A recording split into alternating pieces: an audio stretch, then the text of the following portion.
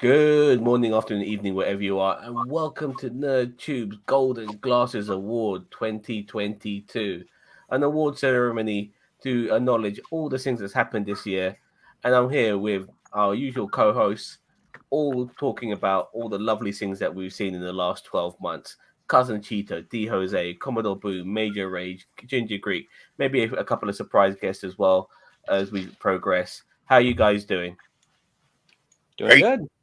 Excited. Happy New Year. All right, damn it, let's get into this. This is the Golden Glasses Award. Hey, we are hey, here hold to up. celebrate. Hold off for the Hey. award. Hold off for the award. Yeah. Yeah. Okay, so straight off the bat, we're going to go with Woo. a achievement award, and that is what we Feeling call the the ears Kevin now. Conroy Lifetime Damn. Vocal Actor Award. Okay, and we have our nominations already. So I apologize, not nominations, but awardees for this particular award. I'm going to put it, if you don't mind, unless there's somebody else who wants to offer this one, I'll start off with this one as I'm hosting it. Go for We it. have the three people we want to award this particular award to. Obviously, it's Kevin Conroy himself, who tragically passed away earlier this year, playing Batman, Bruce Wayne, of course. This guy, legendary voice actor, arguably the best Batman out there. Chris Ayers, who played Frieza in the anime in Dragon Ball Z, I believe.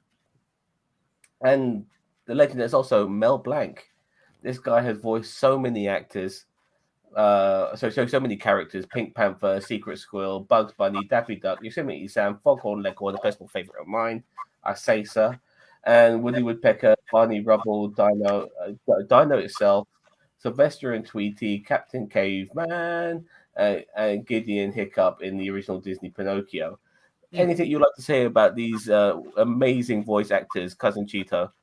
I mean, Kevin Conroy, no need to introduce him. I mean, in my opinion, he's my Batman. Like he is my Batman. Anyone asks me, who's your favorite Batman? I say Kevin Conroy. And like the lame fans say, who? Huh? Who? And I'm like, Kevin Conroy, the animated series Batman. And they're like, oh, okay. I meant live action. And I said, I don't care. Kevin Conroy. You know what I mean? Like a lot of respect for me for Affleck, Keaton, Bale-ish, maybe. I don't know about him, and all the other ones. A lot of respect to them, but Kevin Conroy will always be my Batman. Chris Ayers as Frieza just brought a menace, and like it's a menace that is chilling. And I always love the way that Chris Ayers played Frieza. Chris Ayers unfortunately tragically died from throat cancer, and it's kind of one of those staples in American anime is that voice. A lot of times from the 2000, like the early 2000s, I want to say was in the early 2000s, Mage, when he took over as Frieza during the Namek saga, that it was synonymous with everything. Ayers was brought in for one of the redubs. I believe he was brought in for Kai. Really? Yes. Oh. He matched it so well that Well, you can barely tell. But he brought a life and a sense of the personality to the character. Like all that, that good Frieza sass that we get these days. And it's just, he got the personality of the character, and it's tragic. Whoever has to try to fill those shoes, I feel sorry for them. It's going to be a tall order to fill.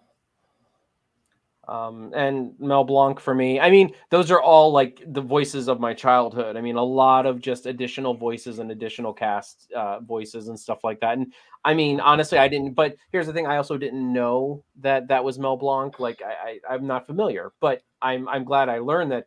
And I know that he died several years ago. But that's why this is our legacy. Kevin Conroy Voice Actor Award is because he may have died a long time ago, but he is also a voice from all of our childhoods. So I mean, it is definitely someone who deserves that recognition. So DH, go ahead. Yeah, Kevin Conroy, the greatest Batman of all time. I will die on that hill of saying that because a lot of people, like you said, Cheeto, they'll ask you, like, who's your favorite Batman of all time? And for me, it's going to be Kevin Conroy because that was my introduction to Batman. It wasn't the comics. It wasn't the Adam West Batman. It wasn't Michael Keaton. It was Kevin Conroy. He's the man. Chris Ayers, I'm unfamiliar, but I am going to go back now and rewatch Dragon Ball Z because I was huge into Dragon Ball as a teenager. So now I need to revisit it. And Mel Blanc, he was the voice of all our childhoods. He goes way back, and man, I miss him too. It's just unfortunate that all these people aren't with us anymore, but we'd like to thank you for your contributions to voice acting. Ginger?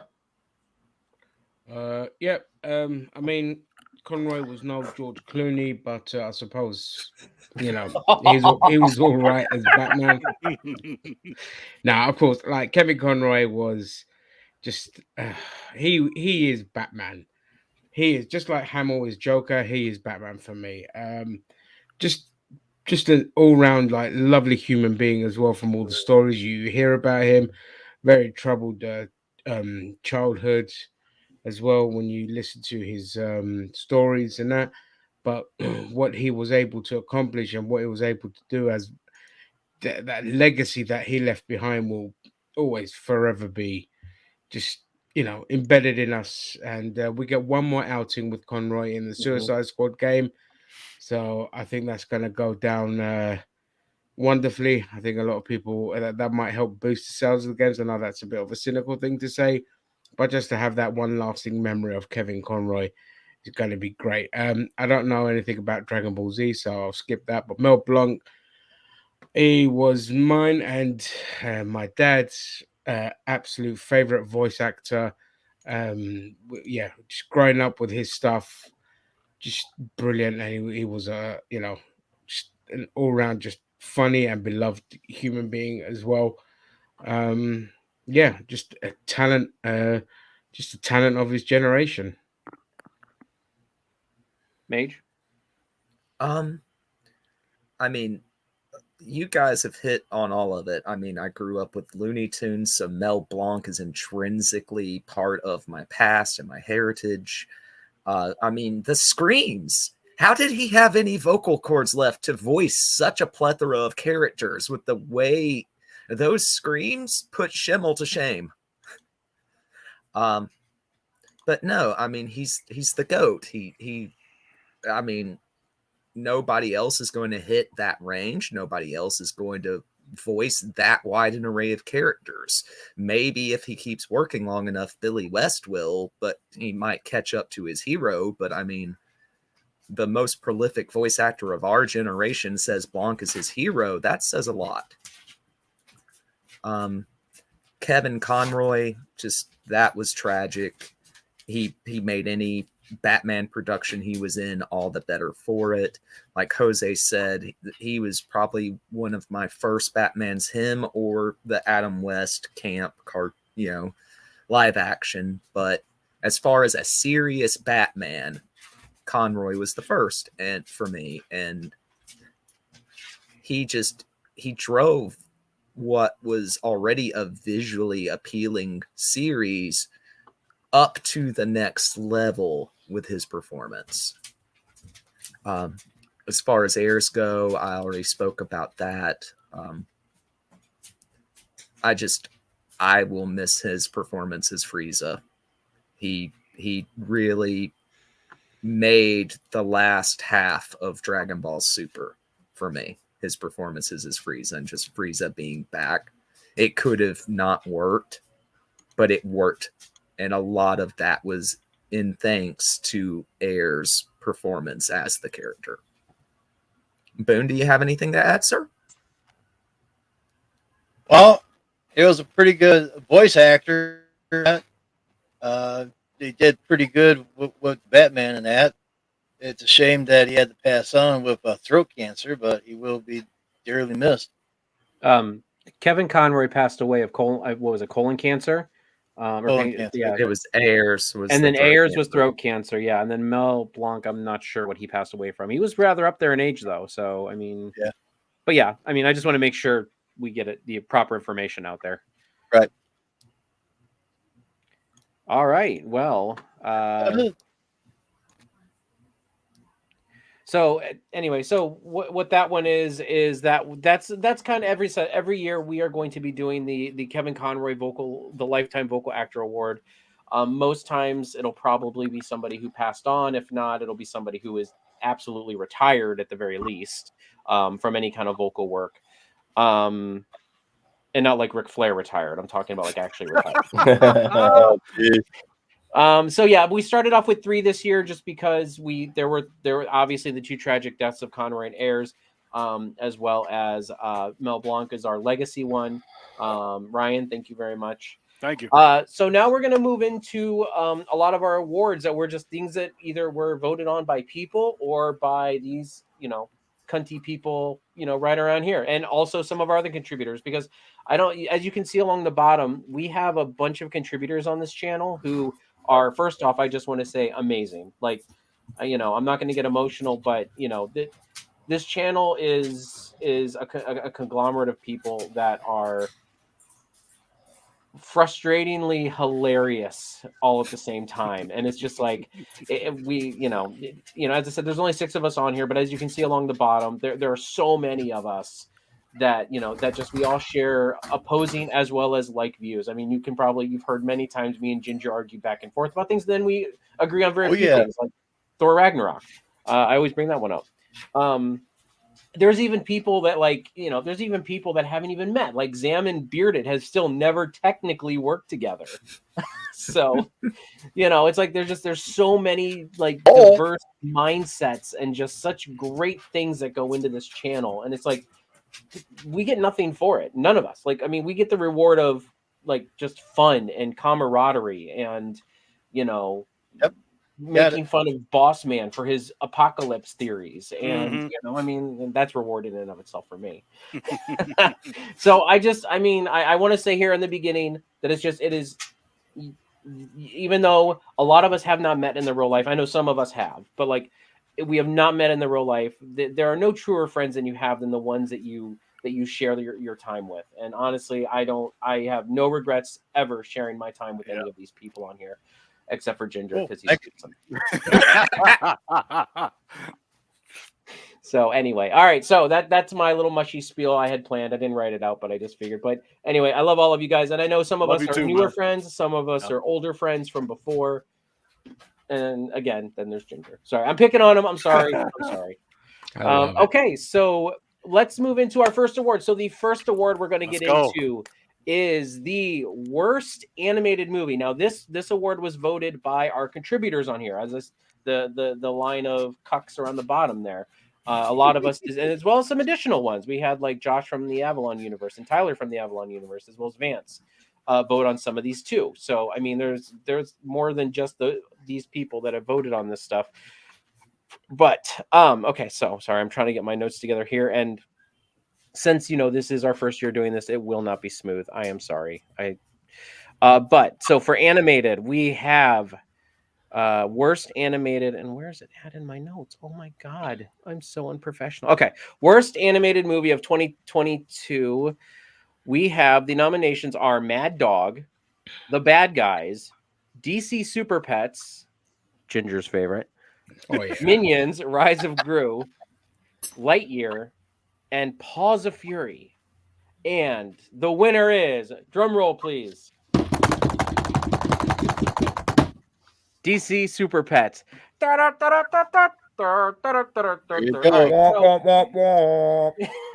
Any one of those deserve to lose.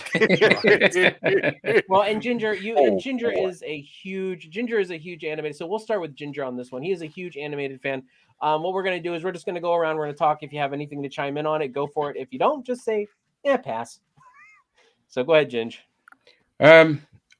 We're just talking about Super Pets. Yeah, just Super Pets. Great. Okay, fantastic. Because this film I didn't finish it, by the way.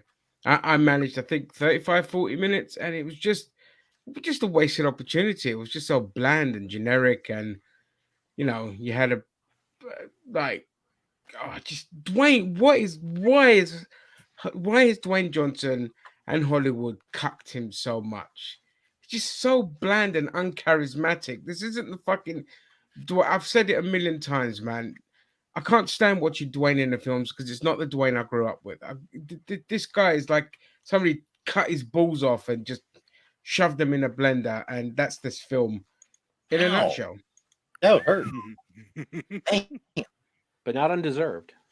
Mm. All right, let's go counterclockwise. Let's go with Major Rage. Did you see this movie? I did not see this movie. I took one look at the trailer and said hard pass. I would probably saved you 2 hours. Booney, have you seen this one? Nope. Hard pass on me too. Sorry. All right, Zam, have you seen this one? I fell asleep watching this movie. I feel like I'm getting a period in my life where I'm dozing off more and more during the middle of the day. But nevertheless, this film did not intrigue me at all, and I couldn't be bothered to go back to it. It's like, okay, I guess I've watched it, so that's how I look at it. But I don't remember fuck all from it. It can't be that good in my opinion, because it didn't keep me intrigued enough for me to stay awake. So yeah, and it was the only film I voted for because the list we had, it was the only one I kind of watched. That's all I have to say. All right. I have not seen this movie as well. I was in the Mage camp where I was like, I could watch this with my kids, or I could just not tell them about it and miss it. I think your kids would have disowned you if you made them watch this. Probably. And D. Jose, have you seen this movie? Hell no, I ain't seen this movie. Let's move the hell on. All right. Let's talk about something better now. All right. So the best animated What's up, movie. Block? Blocky! Oh yeah, you got anything to say before we move on? Since he came at the very end of it. Super Pets? I just want to say I'm loving this award show. I'm loving what NerdTube has done this year, and I look forward to an even better 2023. Okay. Are you sticking around or? No, I just got off work, but I wanted to pop in because I promised I'd pop in, and I'd like to thank all you on screen right now and anyone that's not on screen that contributes to NerdTube. I'd like to thank all the fans out there as well. Okay, well, since you're not sticking around, I just want everyone to know, and I know we're kind of jar-jacking back and forth here, but I could not have done this without Block there. Block is the one me and Block were the ones who really put this together behind the scenes. Block gave me a lot of the great ideas that we will have on this list here. Block is a very creative mind, even though sometimes that's a good way of putting it. Yep. He's very creative, scatterbrained. But when you channel it, he's got it. But yeah, so Block, I just want to say thank you. I could not have done this without you. I mean, it would. Well, I could have, but it would have been nowhere near as good as it has been so far, and it's only just begun. Yeah, you guys are doing a good job. I'll keep watching, but like I said, I just got off work, so yeah. Hopefully next year. All right, thank you all. Take care. Thank you, Block. Yeah. Thank you. Well, that was our special guest for the moment, I guess.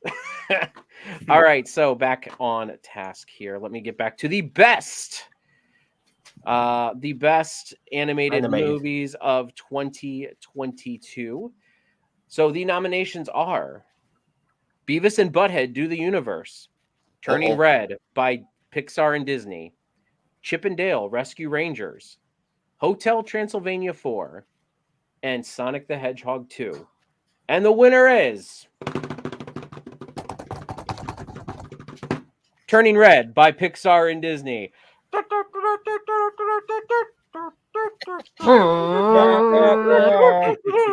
right, we'll keep on the same theme. Ginger, since you're kind of our animated boy, we'll start with you talking about Turning Red. Plus, I think this was your nomination as well. So I think most of these were my nominations, to be honest. That's because you are the man. Yeah.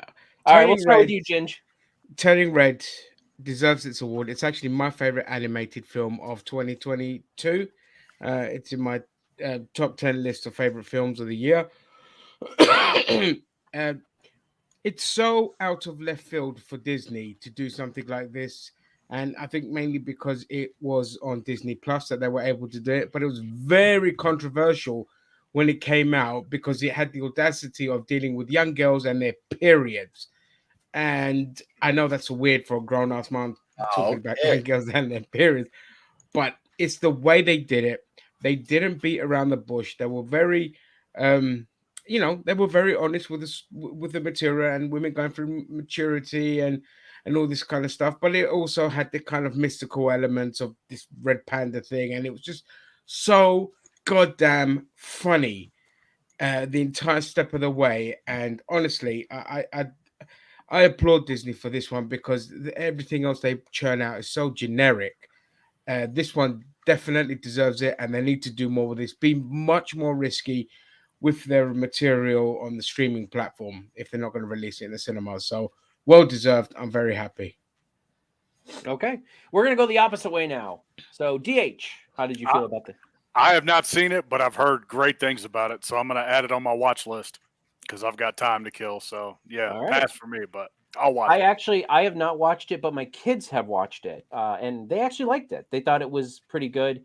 It made me somewhat happy because they did tell me that their mom did not enjoy it. So I was like, yes. So, but yeah, I was like, but they, I mean, for the most part, they said they enjoyed it. So I'm going to give it a thumbs up, and I will concede that Ginger might know what he's talking about. All right, Zam. I want to see this film. I haven't seen it, unfortunately. I voted for Beavis and Butthead because it was the only film on the list that we saw. But yeah, I'm glad you reminded me about this movie, Ginge, because it was something that I was initially interested in because it pissed off a lot of neckbeards as well. So yeah, definitely back on my list for 2023. It really triggered people. It was so funny. Yeah, I mean, that's the thing. That's the award we didn't do this year. Best neckbeard. Anyway, Next year. would have been, yeah, that'll be next year. We got to Next refine year. our craft, you know. Okay, so Commodore, have you seen Turning Red? I have not, but I have seen Beavis and Butthead. So. Oh well, sorry. Major Rage, have you seen Turning Red? I have Like not. your bow tie? Like, oh yes, because bow ties are cool.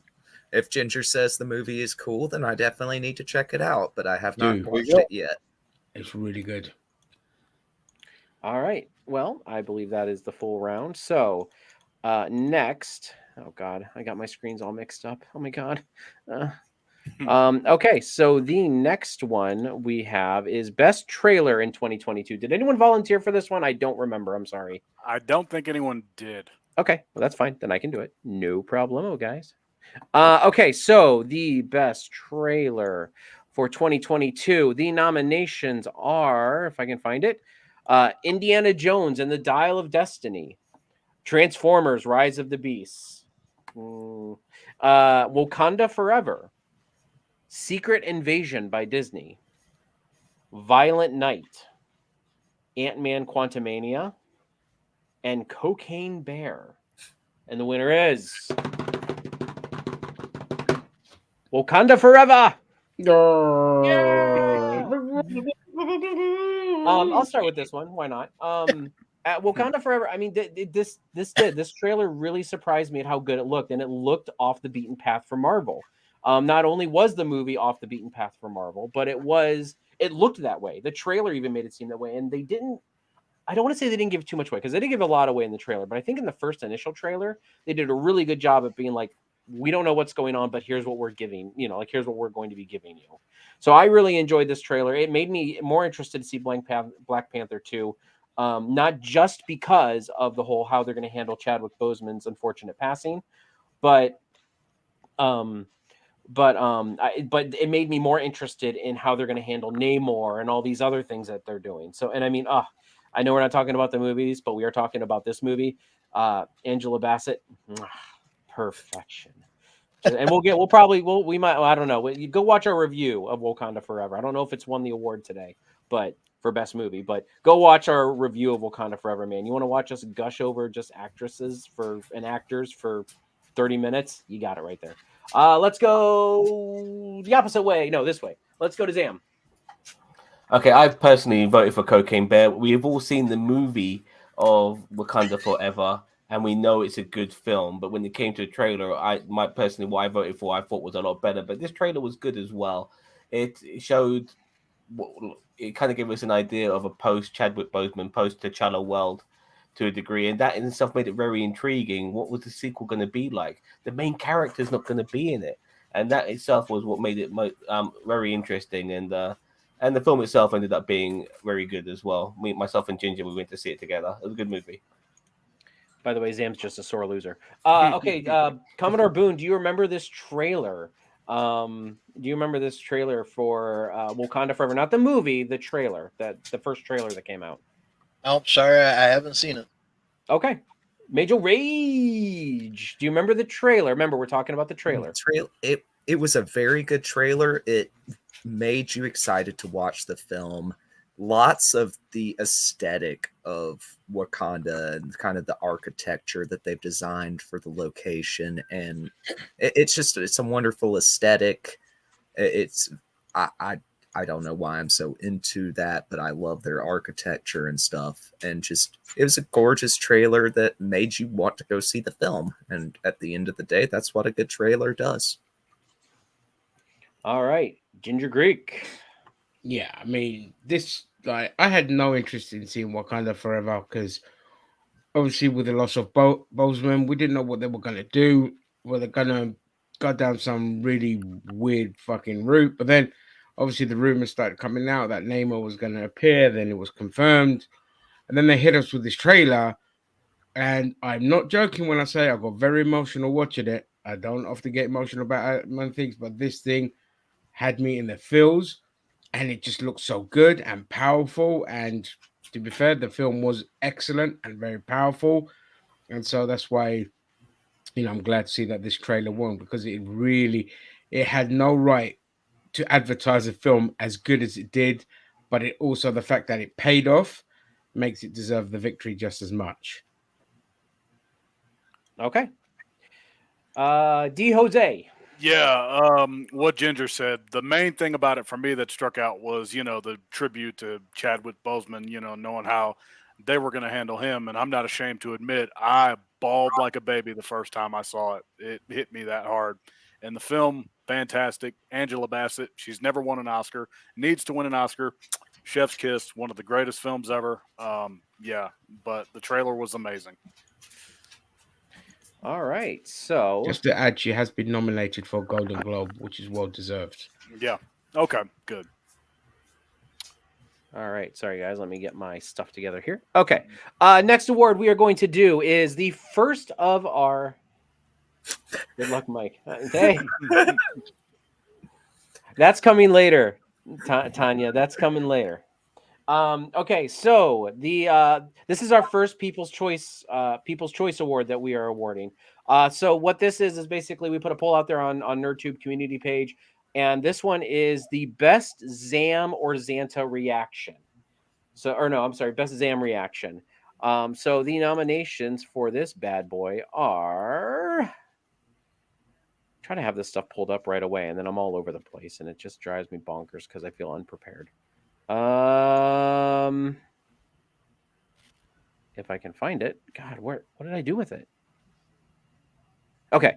The best Zam reactions are, the nominations are, and there's only 3 here, and trust me, I'm pretty sure there were more, but I couldn't find any more.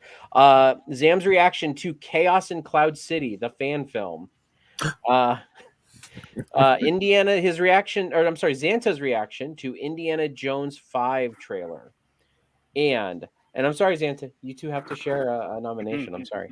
And the Guardians of the Galaxy Holiday Special review. He gushed so bad over that, and it came out of nowhere. It came out so hard, I felt impregnated by the end. Oh man! How do you think this bed got so white? I know, man. I was like, what? So, all right, the award goes to, and then yeah, see, Zam, you win all of these, no matter what. So no matter what. It's like Well, a special personally, participation. I don't know what it is, but 2 of them are positive, 1 of them is negative, and I really hope it's the negative one, but we'll see how it goes. And the winner is Indiana Jones 5 trailer.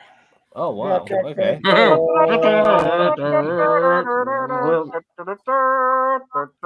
Anyway, so we'll start with Zam on this one. Zam, what are your thoughts on this? I mean, this is what we voted for. This is the people loved this reaction of yours to. Considering myself and Xanta are arguably the biggest Indiana Jones fans in this group, you can understand why Xanta was crying his fucking eyes out. I mean, the nostalgia bait just hit you. Don't get me wrong, that same nostalgia hit me with Kingdom of Crystal Skull. But I guess now that we know we have a different director on board, you kind of feel that maybe you're hedging your bets towards this actually being better, because you know how it is. The old adage, as directors go on, they actually get worse; they don't get better. So I'm hoping that this will be a throwback to the past, and it was a great trailer. Everyone loves Indiana Jones. It's one of the all-time stalwarts of us all growing up. When it comes to all the things we've seen, Star Wars, Star Trek, Indiana Jones is definitely amongst that bunch as well.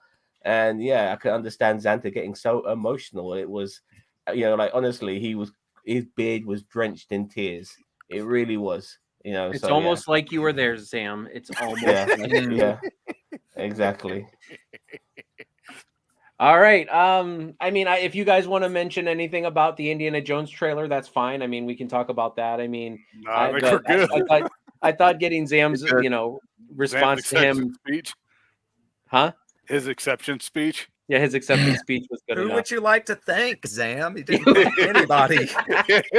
Well, it's not about me. I mean, unfortunately, Xanta is not available. He's also got a cold, because he's because you guys are eating each other's asses. Yes, yeah, exactly. spreading his load and all of that. He ended up catching something, so he might have got the Rona or stuff. Coming down the wrong chimneys, mate. Yeah, exactly. So, oh no. But yeah, Xanta obviously loved it all, as you can imagine. Big fan. All right.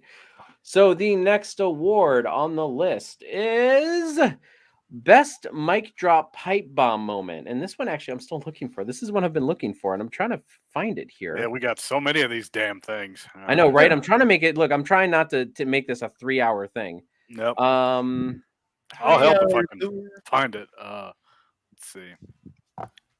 I know it's on here. It's the most shocking news one, isn't it? No, it's the No, that ain't it. Okay. pipe Next time, bomb put all one. the results in Word and color code it so you know that. You know what? You have to look for it. You know what, Ginger? I agree with you. I really needed to organize this a lot differently, and it will happen next year. I promise you. All right. Well, we'll skip that one for now. If I can ever find it, I'll just throw it in there because whatever. Okay. So the next award we are going on to is most shocking moment of 2022. So this one, I think that this winner is going to be a little bit of a shared thing, but the nominations for most shocking moment of 2022 are oh, I'm sorry. No, this is news or moment. Hold on. Moment. My bad. So this one's not the shared one. Okay. The most shocking. The nominations are She-Hulk twerking, which needs no introduction. Obi-Wan sucked and Andor was good. Termite entering a urethra. Here, the She-Hulk finale. Ahsoka meeting Luke Skywalker in Book of Boba Fett, which is a phrase I never thought I'd say in my entire fucking life. And Herogasm from The Boys season 3. The award goes to Obi-Wan sucked and Andor is good. Yeah. That was the most shocking moment, which honestly, it wasn't that shocking to me because I had been anticipating. I'll start with this one. Why not? I had been anticipating Andor. I knew Obi-Wan was going to suck, not because of the director or anything like that. I just, all know me. I hate Jedi shit. But I was let me put it this way. I was hoping that Andor was going to be good and Obi-Wan was just going to be like, whatever. I love Ewan McGregor. Don't get me wrong. It's Obi-Wan. But God, they just screwed the pooch on that one. Oh, God, did they ever. So, and then Andor, oh, God, just so good. So fucking good. All right, DH, we'll start with you. What you can talk about Andor and Obi-Wan and the comparisons and, Pass. Oh, come on, man. I'm not into Star Wars. I know nothing about it. I mean, this is the nerdiest of all the nerdy shit that we do, but yeah, I know nothing. So okay. Yeah. Ginger, I know you've got one or two things to say on this. Oh, man. Gee, Let's put it this way, man. Kenobi is the worst thing of 2022 for me, the worst show of 2022. It was, I mean, there's disappointment and then there's whatever the fuck that was. It was like, it's the worst Star Wars thing ever made. Simply because, like, I'd rather watch the holiday special Oh no! I think he Ginger froze. He froze up. Oh, crap. Froze, man. Kenobi was so Ah. bad it Hold tanked his Hold connection. opportunity. Yeah. Hold opportunity. Major Rage, let's go. Hopefully Ginger will come back. Hopefully he'll come back. He will be back. Oh yeah, he'll absolutely be back. I had such high hopes for Obi-Wan, and then I was so disappointed. I didn't abjectly hate it like Ginger did, but I was just not impressed at any point. And Obi-Wan is one of those big, hard, heavy-hitting, one of the biggest characters in the franchise, and to waste an opportunity to, have this whole story revolving around him by shoehorning in a bunch of stuff that makes you have to do mental gymnastics to make it fit into the canon, that it was just wasted opportunity. Then you get to Andor, and it wasn't high on my radar. We did the trailer reaction here, and the trailer didn't have much showing in it except for it's establishing, expanding the Star Wars universe, and it's set in here, and we don't see any Jedi stuff. Andor was better than any television show has any business being. It was so amazing, and it was just completely out of left field. And just, if I don't know what's stopping Disney from making more content like that doesn't pander or look down at its audience, but please give us more actual character development that makes sense and doesn't happen over the course of 3 scenes. It was an amazing journey to watch Cassian mature and become the character that we met in Rogue One over the course of this season. Catch me, man. It's just me. What's No. going on down there? All right, so That's what she said. yeah, right. All right, so Ginger, let's go back to you. We got a little bit in, but yeah, I don't know how long you kept. Obi-Wan wrecked your internet. Yeah, Obi-Wan wrecked my internet. Well, I'll just say, like, this was the worst thing of 2022 for me. It defied, like, there's low expectation, and then there's whatever the fuck this thing was. To make something this bad in 2022 when you have so much good shit on other streaming platforms, there's no excuse for this. How the fuck people are still in their jobs after making Kenobi is beyond me, and there is just no excuse for derailing this poor woman's directorial debut of an entire series. She had something completely different in mind, and Kennedy stepped in and took it away from her and made it about fucking Leia when that was not the original idea. So she completely derailed everything. Everything, like, from all the stories that you see in the director's interviews, there was just too much studio interference, which brings me on to Andor, which, how the hell that got made is a goddamn miracle, because Andor is a fucking masterpiece, and it's very adult and mature, and in terms of the writing and storytelling, it's pure perfection in every sense of the word. It's everything any of us have ever wanted. Not a Jedi in sight, no callbacks, no fandom shit, no jerking off the fans and going, oh look, here we go, here's Darth Vader again, and all this kind of stuff. It just it blew my mind, which goes to show Tony Gilroy must have a lot of sway to be able to get away with the show that he made. All right, Booney, have you watched either? I know you're a Star Trek guy, but have you Not watched really. Andor or Obi-Wan? No, I haven't seen any. Okay, Just mostly in the Star Trek, of course. no, that's okay. All right, D Jose, let's go to you. Pass. You've already told him. passed. You really Oh, went yeah. to I that. started. Yeah. Yeah, I'm sorry. Yeah. God All right, damn it, man. well then I guess we're done. Oh, no, okay, go ahead, Sam. All right. I remember people gagging for this show. I mean, people were asking for an Obi-Wan series before, pen was put to paper to write a script for this. All right, fine, you being the exception. But a lot of people wanted this. I myself wasn't too bothered personally as well, but once I heard it was going to finally happen and Ewan McGregor was on board and everything, okay, fine, I'm looking forward to it. We're going to be getting a period of his life filled in, which is fantastic. Ooh, and it ended up thank being you, No so Budget. fucking shit. Mm. Thank you very much. No budget. Thank you. Very Thank you kind so of much. you, Hey, We sir. man, appreciate you. what's up? It ended up being absolutely fucking terrible. If anything, the way Andor panned out is how Obi-Wan should have panned out, with him being on his own without fucking babysitting, because fucking Disney love having like father figures looking after kids nowadays, and it's just driving me crazy.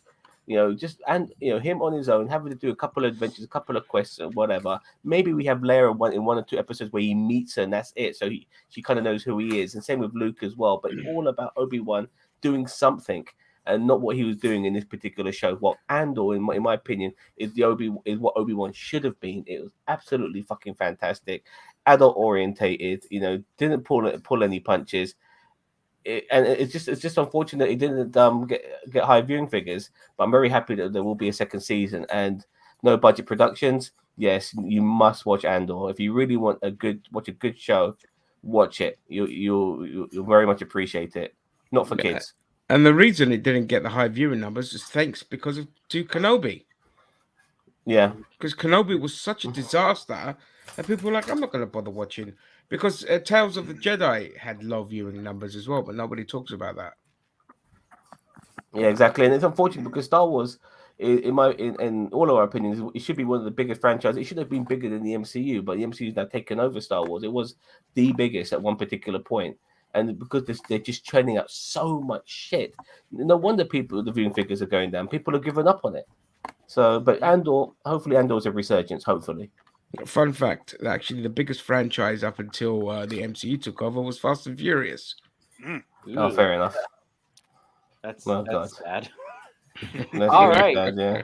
So the next award is actually coincidentally the best ginger reaction. So Uh-oh. No, Turn there are- it up. there are quite a few nominations here. These are just the ones that I had to kind of pick and choose because there was a bunch of them. So the nominations are Grand Theft Auto Plus subscription, Hasbro prices, Deborah Chow versus Kennedy Obi-Wan Aftermath rant, She-Hulk and the Mr. Immortal rant during our She-Hulk review of that. What was it, episode 3, 4? I can't remember. Yeah, 5? 4, I think. one of the early ones. Yeah. It's all linked on our community page. And again, explosive Obi-Wan rant. And the winner is coincidentally, and I'm just going to go right to it, the explosive Obi-Wan rant.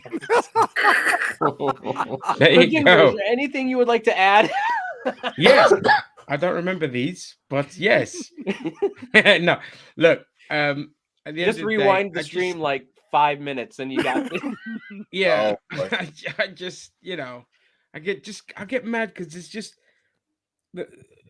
no excuse for making bad shit anymore. There's just no excuse. But the problem with Hollywood is it's run by executives who don't know films, and this is why you constantly end up with garbage. Just glorified accountants running the show. They don't know shit, but their egos are so big they feel they need to interject, and that's what fucking boils my piss. And Obi-Wan is just there was just no excuse for that at all. And Hasbro can go fuck themselves as well. Yeah, you can fuck them in the ass and make them humble. Ha! Yeah, Okay. fucking assholes. Either that, Making number up one. prices as they go along. Like, yeah, we're gonna have to put up a couple of dollars, but then it's like, okay, well, why is this Spider-Man figure $30 and this fucking X-Men figure is $22? They're the same size. Fucking idiots. Live rant. Yeah, we'll let him go. It's Bonus rant. Bonus Yeah. content. Bonus Yeah. rant. Fucking. He's right, just so- a toilet. Actually, just want Go ahead. just want to add with Anyone wants to chime in? Ginger. Go Like, ahead. it's kind of amazing that Kathleen Kennedy still got a job at this moment in time. Like, so much negativity has come her way. You know what I mean? And she's fucking everything up. I Everything. honestly, I don't know how her and Kurtzman are in a fucking job after all the backlash. Kurt, okay. You know, you could say like he steered the ship, but he should have been gone after Picard. Yeah. You know, these people, because I don't want people just thinking I pick on Kennedy because she's a woman. No, it's just a producer. Genitals have played no role in your talent. And both of those people. I need to mean, be my genitals fucking play a hung. role in my talent. Well, Oh, yeah. Oh my. And you know what? She should know better. She's been working with George Lucas, since Raiders of the Lost Ark. She should know a lot Exactly. better. You know what I mean? So I don't know yeah. what the fuck her excuse is, bitch. yeah, like 40 years she's been working with Lucas for fuck's sake. Yeah. Tell All them how right. you really feel. Yeah, All right, guys. All right, let's focus in. Yep. Okay. All right. So the next award is Most Shocking News of 2022. There's quite a bit of nominations here, so we'll get started. The first nomination is Vince McMahon retires. CM Punk AEW All Out press conference. Will Smith slapping Chris Rock. Fun times. Betty White, Scott Hall, Kevin Conroy, and Jason David Franks passing away, unfortunately. Ezra Miller's controversy or controversy, however you want to say it. James Gunn goes to run the DCU. It's not the EU, it's the DCU, according to James Gunn. By the way, Ginger's favorite producer and director. And Elon Musk buys Twitter and somehow fucks it up. And the winner is the untimely passing of Betty White. Well, she's older, but Scott Hall, Kevin Conroy, and Jason David Franks. And I'm sure that there are far more people also who had passed away this year. There's been a lot of people who have passed away this year. I mean, 2022. Pele died today, for Christ's sake. Pele. Right? Pele Olivia died Westwood today. just died as I well. can't believe it. Yeah. Maxi Jazz, one of my all-time favorite from groups from Faith And- Rest.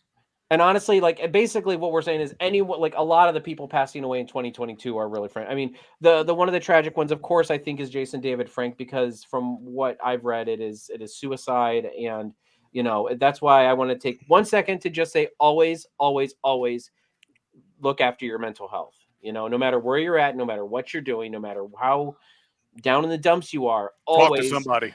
Always talk to somebody. Always keep after your mental health. It is very important.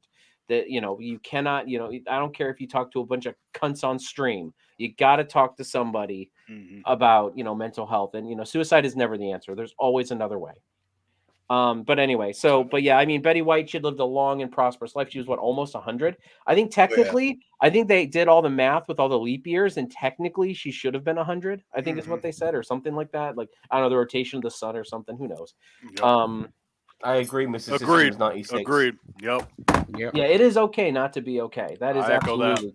absolutely correct. 100%, I agree. That's all right. Scott Hall's passing. I'm not gonna it was sad, but I'm not gonna say it's shocking. He's been on a downhill spiral. And when you abuse your body for all those years, it does something to you. I just want to add that his death wasn't necessarily that. Like, he actually had an accident. He wasn't able to get up. Yeah, he did. And he actually, unfortunately, because he was on the ground and he couldn't even reach a phone or anything to call somebody to help him up, it ended up leading to his death.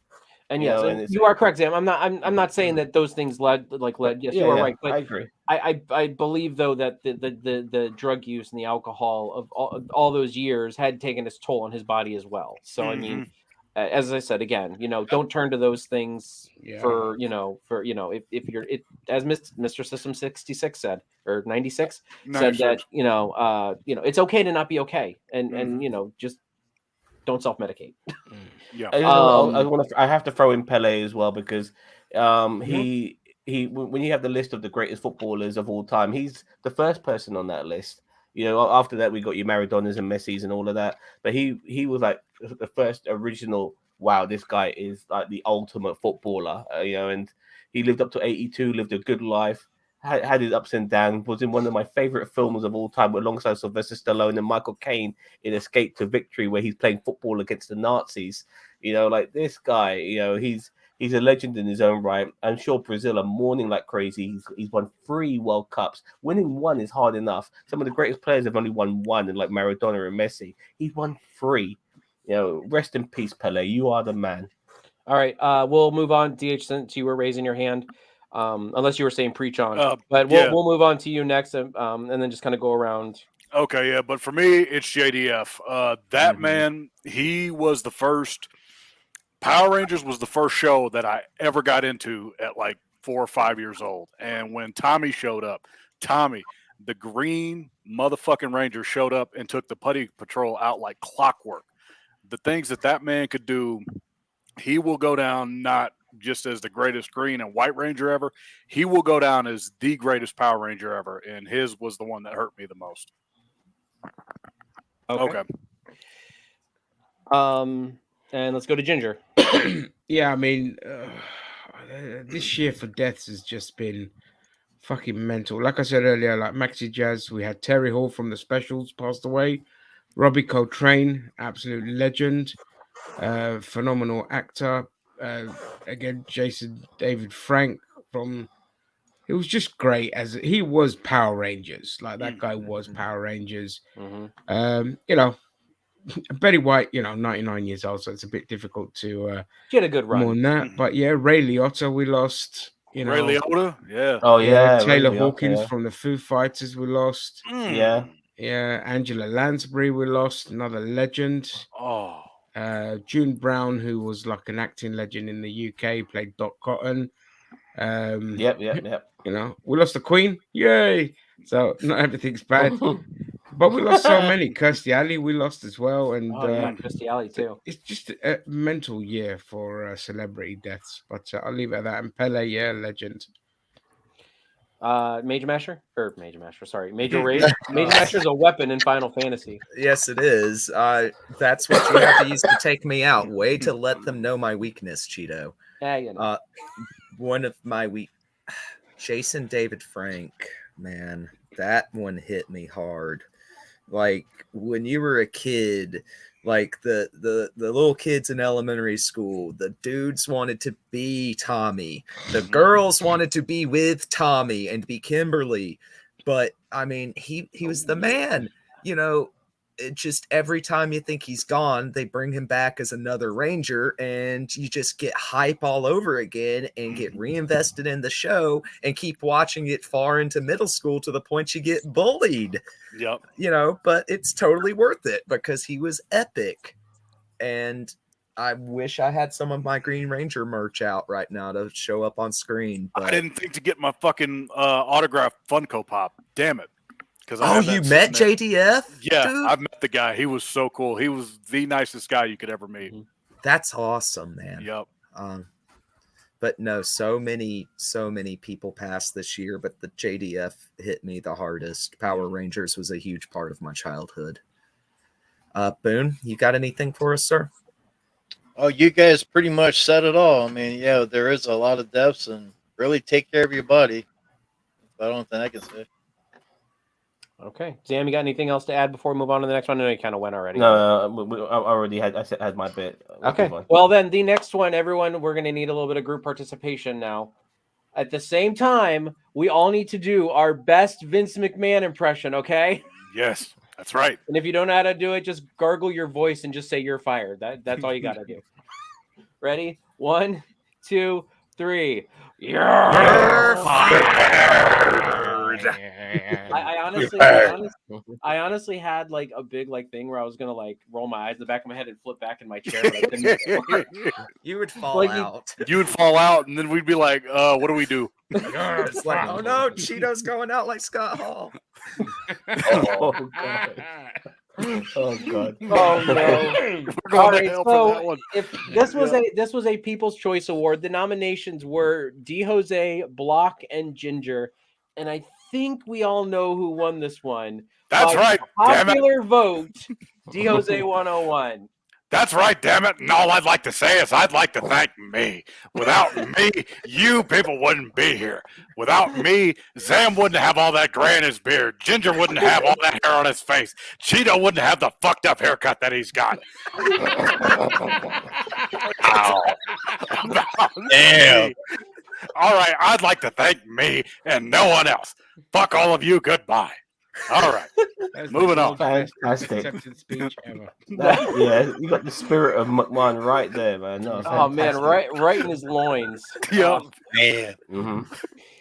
Okay, so the next award is another People's Choice Awards, and DH, just so you know, get ready, you're coming up Yep. for this one. Okay. So the new award Thank you. is Thank you. Thank you. well, thank you very much. No you budget guys Productions. I'm are guessing awesome. it No is budget. Vance. is the Did I Subscribe to the Wrong Channel Award. Now, this is an award that we came up with because we every now and then throughout the year, you see some random shit on our channel. Like this, you know, you kind of open your sub box, like, oh, I wonder what review that Zam's doing today. No, up at Zam feeding his fucking birds out of his mouth. So, okay, so the nominations for this weird ass award is the Andrew Tate animated short. I don't know if you guys know what that one was, but you got to look it up after this is over, whether it wins or not.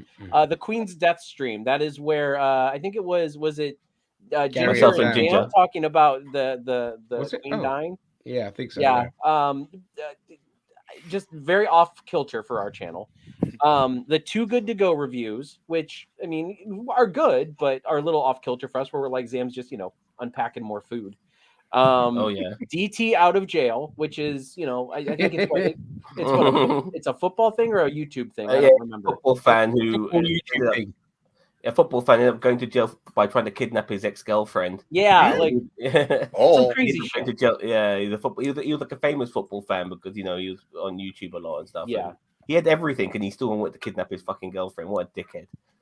Yeah. Yep. And Zam feeding his big fat birds from his mouth. So I know All what of I would these- have voted for. all of these all of these videos, you have to go look. If you go to our community tab and you go to the Did I Subscribe to the Wrong Channel Award, it's a People's Choice Award.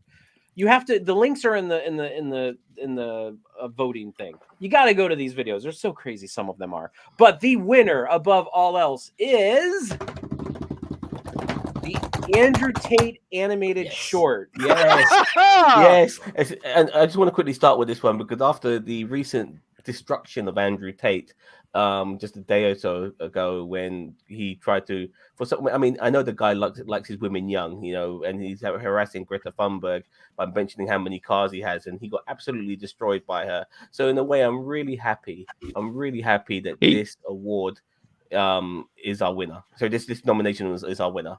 He got raided by the police this afternoon. He this did? evening. That makes Yeah. that makes Wow, that that's- that yeah, much that's- He funnier. got raided because of human trafficking. Yeah. He Oh just my got God. raided. Oh yeah, and I'd like to say before we go on, thank you, Greta Thunberg. That's all that needs to be said. Yeah, and thank you, Oh, No yeah. Budget for Production, for the kind words. Thank you. Oh yeah. Yes, thank you. Like, that means a lot. And apparently there's a Joe. Our Oh, episode with Shredder, Joe what's Rogan. up, dude? What about our episode with Joe Rogan? I don't know if that got nominated. I say I don't know if that one. That was last nominated. year. That was Yeah. last year, I think. Yeah. That was last year. Joe Rogan never came back, the coward. Yeah. It was a little horse after that. Yeah. All right. So do you guys have anything else to say about the Andrew Tate thing? I mean, I turned that video on and I'm like, what the fuck am I watching? It was like I think it was Zam, Leah, and brilliant. who? I don't remember. Ginger joined us. It was pure Was it? mockery. I loved Yeah, I it. joined Like, in it after. Yeah. I know, but I'm just like, what? That is so great though. Like, and I mean, it's perfect. He gets raided by the police on the same day. That's Yeah. right. We said it here first on NerdTube. That's right. We call out the pieces of shit in this world. Mhm. Anyway. Oh, sorry, before we continue, if Andrew Tate goes to jail for human trafficking, he's a small man. You don't get he will get trafficked from himself for just half a cigarette. Yeah, he'd be top. He'd be like All right. bottom. Oh, He'd be bottom G for sure, man. So yeah. Woo. Shit. All right, so we're gonna kind of go to our first. One of you guys is gonna take over for a minute. DH, you've kind of seen the format, so Yep. here you go, brother. This is yours. We are going to start with the worst game release that we have played. And the nominees are Gotham Knights, FIFA 23, Overwatch 2, Saints Row, Diablo Immortal, and Pokemon Violet. And the winner is FIFA 23. Ooh, damn. But in a, all that They really all needs to deserve be. lose. Oh, yeah, they all deserve to lose, but Oh yeah. But not that was surprised. the majority pick. Not surprising though, because of the fact that EA doesn't know what the fuck they're doing. That just needs to be said. They thought that they could get by with microtransactions and pimping you out of your bank account and all that stuff by buying players that you don't fucking need for a mode that people don't fucking play. But yeah, fuck FIFA. I'm glad that EA lost the license. That's all that I need to say on my end. All right, let's go to Ginger next. Yeah, I mean, I think I've played one FIFA game in the last decade, and that was 17, and that was only because Zam was playing it with his lot at the time, and they just EA have just become complacent. They don't change their games. We're talking Madden as well. We're talking all their sports licenses. They do nothing with them. They don't update anything. They just change a couple of skins and all of that, but make sure that they add all their loot boxes and microtransactions to the point where they're forcing legislation through all over the world. So it deserves it. But also fuck Diablo Immortal 2 because it was way more egregious than FIFA. It was a mobile game that came to PC. And if people think that Diablo 4 is not going to be as greedy, they're not paying attention to Blizzard. They're not paying attention. Saints Row, just fucking ass. Go watch our review. Go watch our review of that shit. Absolutely broken pile of shit. Gotham Knights was just boring. And Pokemon Violet, well, again, people are simping for anything Pokemon, and that's what they got. So yeah, that's all I say. And Overwatch 2's already been forgotten about. All right, Mage, got anything to say about FIFA 23? I haven't bought a FIFA game since about the same time as Ginger for the same reasons. I got tired of shelling out $60 every year to replay the same mode that my coaching mode I like. They wouldn't even change the commentary. I'm pretty sure they didn't get Martin or anybody in to record new lines. They update the roster, you throw in the microtransaction hell mode. I lost all interest. I lost all interest in playing FIFA. And that's sad because I would spend hours making my own custom team of 11 Doctor Who's. Nice. But you had fun, right? I got a lot of fun out of it for a while, but no, it's microtransactions are terrible for gaming, and it's just something's got to be done. And until people stop rewarding the developers with their money, the developers are just going to keep doing it, unfortunately. Fortunately, they won't because they make billions. Yep. People are stupid. Speaking of which, I just put my pre-order in for the DLC of Horizon Forbidden. No, I'm kidding. Yeah, but that's different now. That's a full ass side game. You know what I mean? Like DLC like that made sense because DLC used to be called expansion packs. Back, in PC gaming, it was an expansion pack, and you paid. So instead of paying £35 for the game, you paid £15, but you got a lot for it. Here, you pay £15 for a fucking skin that you're gonna ditch after a couple of minutes and get another skin. Just ridiculous. I was kidding. Booney, have you played FIFA anything? 23? No, I haven't. The only thing I ever played when I was growing up is Atari. That was it. Yeah. Oh, shit. Respect the classics, baby. Yeah, baby. Yeah. All right. Zam, you know what? Before we go to Zam, I'm going to do mine really quick, and then we'll finish off with Zam. I keep on going the wrong way. I have never played a FIFA game, but FIFA's a pile of shit after seeing what they did in the Olympics this past year and how, Karak or whatever, country treated all of the people, and they made the stadiums. Karak, where's his fucking Star Trek? I don't know. But yeah, the way the FIFA, I don't care if it's a video game, it's still got the name on it, and I think FIFA being okay with this is bullshit. Yeah, the organization needs to go. Yeah, yeah, they do. Go ahead, Zam. Take us home with some more educated ranting. I am the sucker who does buy FIFA every year, but I don't buy it for playing the Ultimate Teams and all of that. I play a version called Pro Clubs, where you build your own character and you play with other people who built their own character. And it's like playing on the field, but with your video game character instead. So I'm only playing as one guy. And it's good multiplayer gaming because I'm playing with other people. And it's the only sort of multiplayer gaming that I do. And I've got a crew of guys that I play with. And I've been playing with them for years. It's good fun. I don't do any of the microtransaction stuff, nothing like that. But to a degree, I agree that this is one of the worst games of all time. I'm very happy that the EA are losing their license. It's going to be going to 2K next year, so hopefully the game will be different because it does need to be different. Well, You're gonna get fucking slot machines. yeah, I'm just hoping for something different though, Ginge. You know, but it's been the same for almost decades, and on top of that, you know, I'm kind of surprised to a degree that maybe Gotham Knights didn't win it because, like, you've had so many ways of making this game superior to its predecessors, like the Batman Arkham games and so on, and they fucked that up. It's absolutely ridiculous. So yeah, but yeah, I mean, FIFA yeah, 23. my personal worst would have been Diablo Immortal. Just for the I sheer voted for greed of Gotham. it. Yeah. I voted for Diablo just on principle. It's Saints Row for me. That was the one I went for. Shredder, and that as well. Shredder, Dawn of War had great expansion packs. Yeah. Have you seen what Shredder wrote here? Next FIFA game will have Salt Bay on the cover. I'm not sure if you guys know about Salt Bay. He gate crashed the Argentinian celebration by He's just a being on the pitch. restaurateur that's famous Does for how he this. applies salt to food. Yeah, And he's got a very rich. Goes over down, it. mate. I don't want that fucking Turkish elbow sauce on my fucking. Yeah, You know what I mean? Take chili So, yeah. sauce. All right, DH, Yeah. take us on to the next one. All right, ladies and gents, now with some positivity, baby. And before I start, everyone needs to play these games. The nominees are Horizon Forbidden West, Teenage Mutant Ninja Turtles Shredder's Revenge, Lego Star Wars Skywalker Saga, Kirby and the Forgotten Land, Tunic, God of War Ragnarok, and Elden Ring. And the winner is Horizon Forbidden West. Finally got some love, baby. Thank you. We're the only place that's nominated and awarded that game. Yep, the Game Awards. Fuck you guys. That's all that needs to be Dude, said. they screwed that Yep. game They so screwed hard. that game. Its name, the Horizon Forbidden West name, repatented itself as the United States Healthcare. Yeah, Shredder's murdering it right now. Yeah. Next FIFA game seems to be more money you kill it. The more money you get. And Vance is killing it with these comments, man. Shredder's Revenge, best game of the year. Of course, you'd say that, mate. But Yep. Unlucky.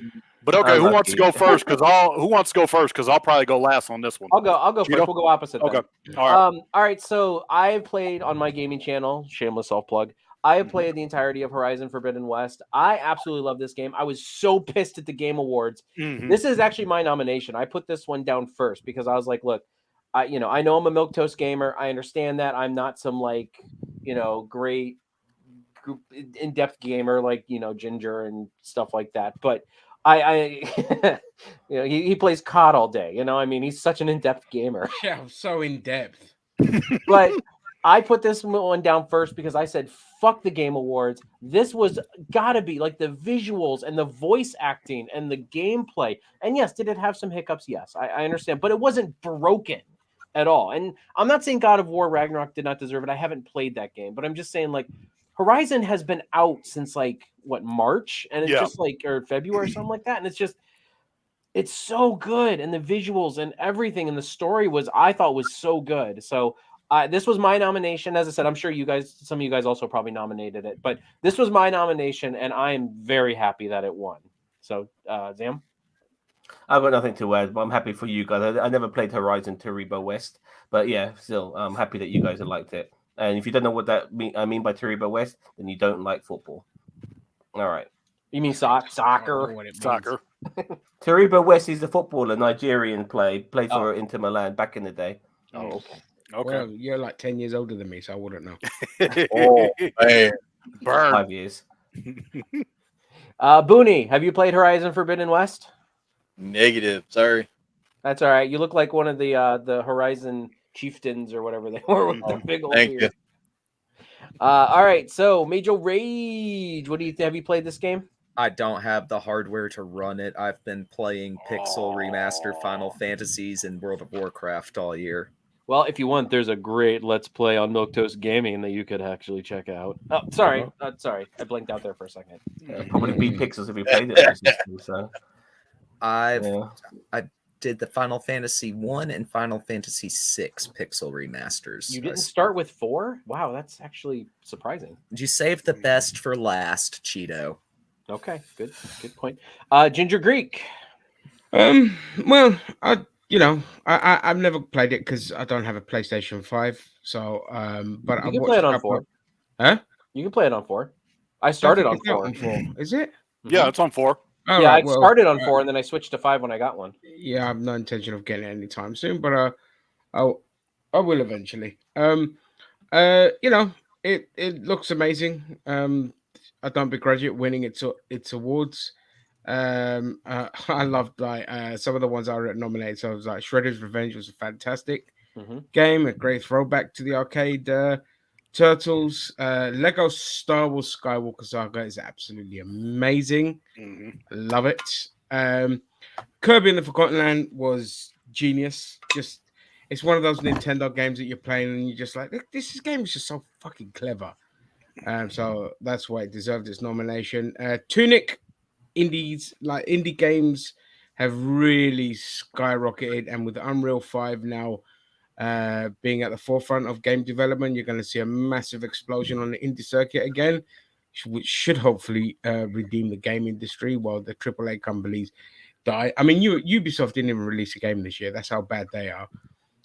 Elden Ring, you know, it deserved its nomination because it was just beloved by the masses, and it gave you so much bang for your buck.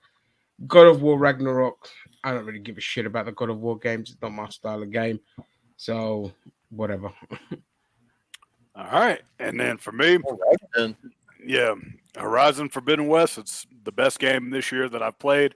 Although I do recommend like Lego Star Wars Saga. You know, even though I'm not really into Star Wars, love the Lego games. Everyone needs to check those out. But Horizon, it was one of the cleanest games. The story, you know, the story wasn't really for me, but I enjoyed going around like killing all these robots and doing all this kind of shit and upgrading my bow and my axes and all the kind of weapons that you get. Voice acting was great. Graphics was great. Everyone should check out Horizon Forbidden West if you like action adventure games. Oh, All right. So, next one on the list is another People's Choice Award, and it is Best Pet on Stream. And so I am going to make an exception on this one. This is the only exception I am making out of the entire award ceremony. I will do a tie. And the reason why I'm doing a tie is because it is an equal opportunity. Because the nominations are I just had it. Where did it go? Sorry. I should have had this ready. Okay. The best pet on stream. The nominations are Zam's Birds, Juicy and Brutus. Cheetos Doggo, Riker. Mage's Dog, and it's Rusty Venture, correct? Oh, he's got like 100 names, but Rusty, yes. Okay. Rusty Venture, Shackleford, Herschel Walker, them dogs as hell, don't they? Kenny Rogers, the gambler, Locklear. Hey. Well, I got Rusty Venture. That's what I got. Yep. Ginger's Cat Coconut and Boss Man's Old Landlord. That's who I voted for. Yep. So the winner is there is a 4-way tie, and I'm allowing it between Zam's Birds, Cheetos Dog, Mage's Dog, and Boss Man's Old Landlord. It is literally all 25% tie between those four. Sorry, Ginger. Unfortunately, yeah, Coconut didn't make it. Sorry. I'll have to put her down then. She failed. Oh. well, So- congratulations, guys. Yeah, so Well, and I mean we'll probably do the pet on stream next year. So get your pets on the stream, guys, because we're probably not going to repeat like me and Mage's dogs, Zam's. We only did Juicy and Brutus this year. Now Zam's got 2 other fucking birds over there. yeah, I got Gunner, who when he chirps he sounds like a fucking machine gun, so he's appropriately named. And I've got Blue, who Riker, you won. Brutus initially was harassing Juicy all the time, and now he's all over Blue and all of that. And so yeah, and unfortunately I would show you my birds, but they're sleeping right now. No, let's so, keep it that way, man. Those are yeah, because they can be pretty They get loud. pretty But noisy. I'll tell you what, Boss Man's landlord is one hell of a bitch, and and I'm not surprised that that person was also in the awards as well. I mean, we heard her more than, or heard him or her. I don't even know what it was, but more than we saw. But anyway, so yeah, I mean, if we do it next year, obviously we'll probably not have the winners this year in there. But come on, get your animals on stream, Ginger and Boone. And although we've heard a lot of Boone doggos, so maybe next year. Anyway, but we always love pets here. We love our pets here. As you can see, they're our favorite things ever because we need companionship. And trust me, we're all losers. We just need actual companionship with real things that love us, like animals. Landlord, there you go. Yep. Bossman's landlord was more of a parent than Bossman's parents. And my old landlord was with you. Damn right, man. You're damn right. Yeah. So yeah, you have to now, boss man. You have to go and you have to tell. Hey, you won an award. I forgot he was in the chat. You gotta go tell your landlord he won an award, or she won an award, or whoever it was. All right. So next one, Ginger. I don't know if you saw in the private chat. I see it. Yes. All right. So you are up next, my friend.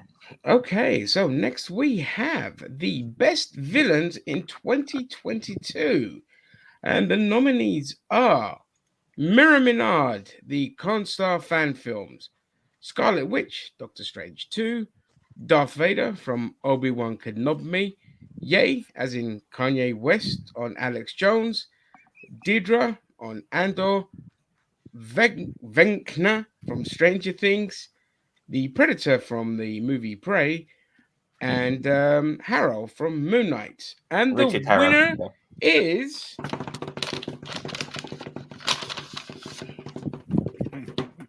Mirror Minard. Yeah.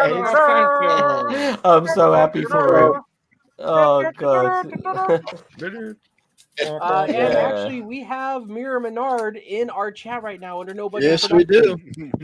He is there. So, Mirror Menard, if you want to drop some truths of wisdom for us in the chat, we will put them on here.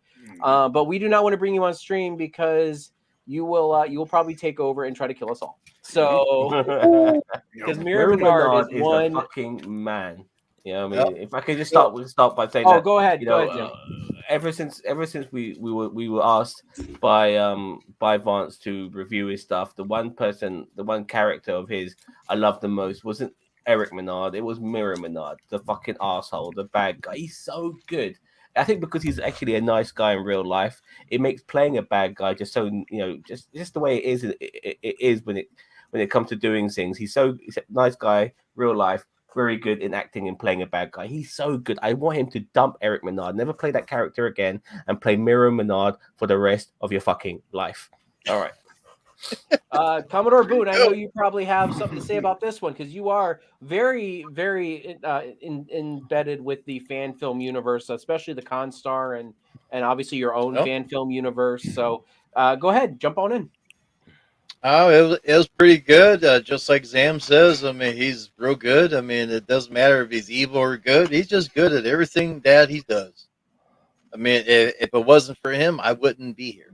I wouldn't be Commodore Boone. Was Mirror Menard? I'm Shredder Lives On. He says, was Mirror Menard clean shaven like Mirror Spock or has a beard? Menard always has a beard. Doesn't matter what universe it is. What it's more like, it's like if you're like picking like characters in a video game and you're doing the mirror character, that's what Mirror Menard would be like. He'll be different colors. So if you're picking Mario, who's in red and blue, you'll be picking Luigi, who'll be like in green. And that's Mirror Menard, so basically. He didn't go blackface. That's good to know. He didn't go blackface, no. All right. Major Rage. I think you have been a part of a fan film or two of the Mirror Menard. Sorry. Yes. That's a fantastic comment, by the way. Daddy stab people. There you go. That's when you look at him and you say, "But son, that's how you got here." Stabbed with wood, man. Wow. Dead giveaway. Yes, just like Menard, just like Eric Menard's girlfriends. So a lot of these. Eric Menard's his girlfriend always Eric Menard's girlfriend, not Mirror Menard, but Eric Menard's girlfriend. Well, and that's why I said Eric Menard's girlfriend. Yeah. All right. So Ginger Greek, I don't know if you've had any experiences with Mirror Menard or not, but I mean, no, okay. No, not either. So Yeah. So I'll just finish off here. Mhm. Yeah, I mean, Mira Menard, he's a great villain, and it's what they always say. Like the people that in real life are like the nicest make the best villains, just because they love it so much being an asshole. And I tell you what, and there was one film we watched this year. It's not about Mira Menard, but Vance was in it, and he was a bad guy. It was called Vigilante, and he was this. Yeah. And he Proper was this, wife He beater. was like, yeah, he was like he has- well, yeah, he beat up the wife beater at the end. Yeah, He yeah. just Oh got yeah. hobo justice. It was Aidan great. Pierce from fucking Watch Dogs. You know what I mean? Yep. So, And yeah, and then but Merriman but obviously Vance was obviously the wife beater, and like he just does it so good, and he plays it up so good, and he hams it so good. It's just so good to see like good people do bad things. That's why I almost want to be a good person, because I'm such a bad person in real life. Oh yeah, such a Is that- you badass. He's like John Goodman when he plays a bad guy, like he's got that sort of vibe about him, you know what I mean? Like from Big Lebowski and all of that, he's just, yeah. All right. Well, and then last, we'll take one last comment from Mr. Mira Menard. It's such a passion to get to play so many variations of that character. Mira Menard was certainly a pleasure. Thank you guys for the award. It's a real treat. By the way, the award's in the mail. We'll get it. It's like, I think I'll cut it out of cardboard and like send it or something. There we go. I'm gonna print out the Golden Glasses Award and like cut out cardboard and like paste it to it. We'll make an NFT for you. Don't worry about it. No, an NFT. Coming soon to the channel, Mirror Menard NFTs, $20 There you go. a pop. Get Oh, your yeah. NFT. You guys. Coming, you guys are really There you cool. go. Loads of people I respect. Yeah. All right, yeah, thanks so much. Back- And I'm back glad to you're here you, for this. I was Vance. hoping you would be able to be here for this. Yeah. All right, so the next award, I'm going to take the reins back over here, at least for now. The worst returning show of 2022. All these are Ginger's favorites, by the way. So yeah, I know, right? Okay, so the worst returning shows of 2022. There's actually not a ton of shows on here, but Harley Quinn season 3 by HBO Max, The Witcher season 2 from Netflix, The Flash season 8 from the CW, and What We Do in the Shadows season 3 on FX. And the winner is No Budget Productions, because they just donated $5. Hey, Thank you so much. There you go. Thank you. Listen, we're supposed to be showering you with praise and Yeah, really. attention. Now you can't give it back to us. Yeah, I'll arrange a couple of hand jobs for him later. Yeah, good Oh. old reach around. But the actual winner of this award is The Flash season 8 on the CW. I know I was kind of gutted that Harley Quinn didn't win either. But Ginger, let's start with you since you chimed in. Well, I don't watch The Flash, so I ain't got nothing to say on that fucking pile of shit. But Harley Quinn can suck it. Absolutely, they literally, and I hate to say the term, but they went woke and they went very fucking broke because of it. Because they thought they'd do the right thing and hire a certain demographic of women to show run the thing, but it lost its essence, and it sucks that they did that. Thankfully, they're restoring it back to the original showrunner, who's also a woman, by the way, and hopefully we recapture what made Harley Quinn great, which was just silly fun, not toxic girlfriend thingy, who just ended up being the villain for me. So yeah. Fuck Harley Quinn and whatever else got nominated. Fuck it too. All right, Major Rage, let's go to you next. I fell off The Flash a long time ago. I'm not surprised that the quality has continued to go downhill. It seems like the whole Arrowverse started to just have a sharp decline in quality about the time of season 5 of Flash, when their daughter started coming from the future, and it just became more and more about Team Flash and less about the Flash himself. And they don't handle all of their extended cast very well. You lost. Captain Cold was the best part of the Flash, and we all know it. So Yeah. Oh no, absolutely yes. I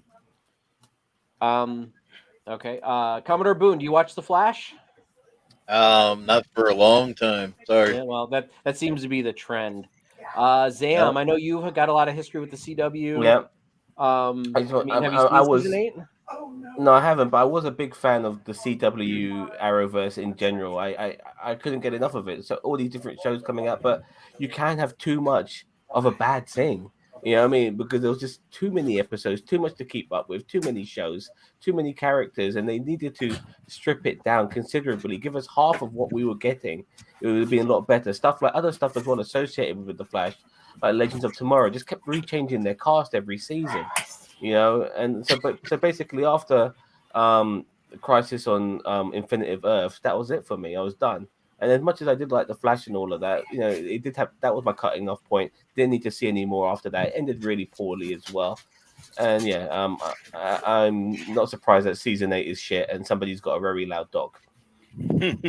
That would be Rusty waddling up. He finally decided to wake up after he won an award.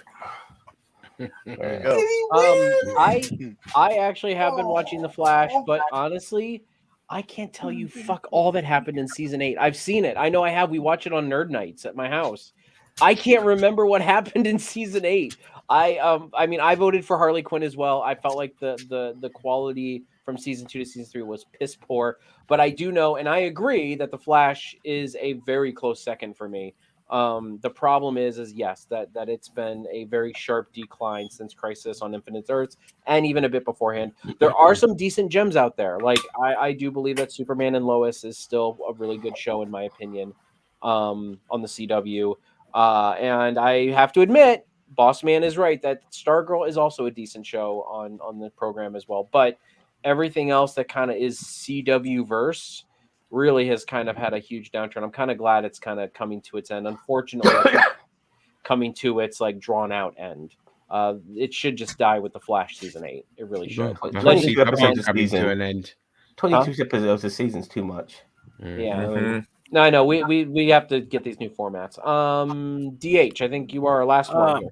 I got nothing to say, so if y'all want to go ahead and move on, because I have not checked out the CW verse in forever. So yeah, nothing to add for me. Paradise Yeah. PD. I'll go on that one. Yeah, Paradise PD season 4 was absolute shite. It's just because you could do something doesn't necessarily mean you should do it. And in this case, that show had just taken all the gay jokes, the shit jokes, and the fellatio jokes, and just it's become its entire identity. And it's just rubbish. Fellatio is never a joke. It's serious. Yeah. But in this case, it's literally every other line is just something to do with one of those 3 things, and it's mentally exhausting. So fuck that show. Okay, really quick. Did anyone say that they were going to do worst and best new show? I think somebody did say that, and I just have not. I can do that one. Okay. While everybody's chatting about the best returning show, I will send you that information, Mage. It'll be in the group chat. Anyway. Okay, so the next award is best returning show. The nominations are The Boys season 3 from Amazon Prime, Stranger Things season 4 on Netflix, The Lower Decks season 3 on Paramount Plus, The Rock season 2, Young Rock, Young Rock season 2 on NBC, Only Murders in the Building on Hulu, Stargirl season 3 on the CW, and Orville: New Horizons on Hulu Disney Plus. It's a beautiful list. Huh? It's a beautiful list of shows. Many It of is. them I It's a watched. good list. All these shows should Yeah. be. I mean, I've not seen Young Rock, I don't believe, and Stranger Things, but everything else I've watched, I think. Those two Anyway. I have, but everything else I have not. So All right, so the winner is the Orville: New Horizons. Wow. Yeah. Wow. Cool. Yeah. I'm There we gonna go. start with 10 this one. sausages. Yes, Yeah, there 10 you go. sausages, baby. Listen, I know Goddamn Star they're Trek geeks. I know there are Trekkies out there, but let's be real. But Orville is, and Ginger, I know you're going to hate me for saying this. Orville is Babylon 5 of this era. It's especially season 3. It is so well written, so well done, and just every episode, Great. I swear Yeah. to God, was like 9 out of 10, like 9 or 10s all season long. If you're basing your thoughts of the Orville off of season 1 and 2, you are wrong. It's a Watch different season show. 3. If watch season 3. I'll have to People go and don't watch like it. I mean, I enjoyed season 1. I thought it was excellent. Watch season 3. Not bad. Season 1 and 2 are different than season 3. Season 3 is Very different. fantastic. I'm glad this one won. I believe I voted for it. I think I did at least. Maybe I voted for Lower Decks. I don't remember. Also another good show that I really wouldn't have mind winning. But still, Orville. But by going by leaps and bounds beyond of what the show was, it's like going like from season 1 TNG to season 3 TNG. Like that's how good of a difference that there is. So Yeah. definitely worth this. Definitely worthy of this award. And I am now going to pass this along to. We'll pass it on to DH because I want Zam to finish it off. Yeah, I've got nothing to say, but I personally voted for Stranger Things. I think that everybody needs to check it out if you're a fan of the 80s. Young Rock is also excellent if you're a wrestling fan, because if you smell what The Rock is cooking, and he talks about his life and that kind of shit, so check those two out. But I have not seen any of these other shows, so pass for me. Okay. Ginger Drake. Yeah, I mean, I don't watch the Orville, so I can't comment on that. However, You're the son of a bitch.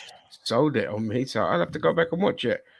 I personally, for me, it would have just been a toss-up between Only Murders in the Building, Stranger Things 4, and the Boys. Either one of those was absolutely phenomenal. Glad to see Martin Short's got some nominations as well for his performance in Only Murders in the Building. Great show. Watch it if you haven't. That's it. Major Rage. The Orville season 3, Orville New Horizons, like I said earlier, it feels like a different show. I mean, it's the same show. You have the same characters, the same universe, but it's just handled in such a more mature way. Every episode just about has a great, like, allegorical, one of those ethical conundrums that made the golden age of TNG so great. But they're handling modern issues through it, and they're not making things to be all black and white. There are tons of shades of gray in every last one of their, kind of ethical and moral discussion episodes. It was just, I loved everything about season 3 of the Orville except Charlie. And, good riddance. Bye, Felicia. Who's Charlie in that? I don't. Yeah, New. she was a Mary Sue. She was a new, she was definitely a Mary Sue, like absolutely. But the character grew on me over the season. But I agree with Mate. She was definitely a Mary Sue, and she was kind of a one-trick pony. So anyway, Commodore Boone, have you seen Orville? I think you have, right? Oh heck yeah, I've seen Orville. It's great. I love every minute of it. You get to see the ship, the inside, all the shows in there, all the episodes are great. Love it. Love everything about the Orville. And I'm hoping season 4 is just around the corner. They still have not announced season 4 yet. Which Really? is crazy. Oh, yeah, man. It is crazy they have not announced season 4 yet. Okay, Zam. Great show.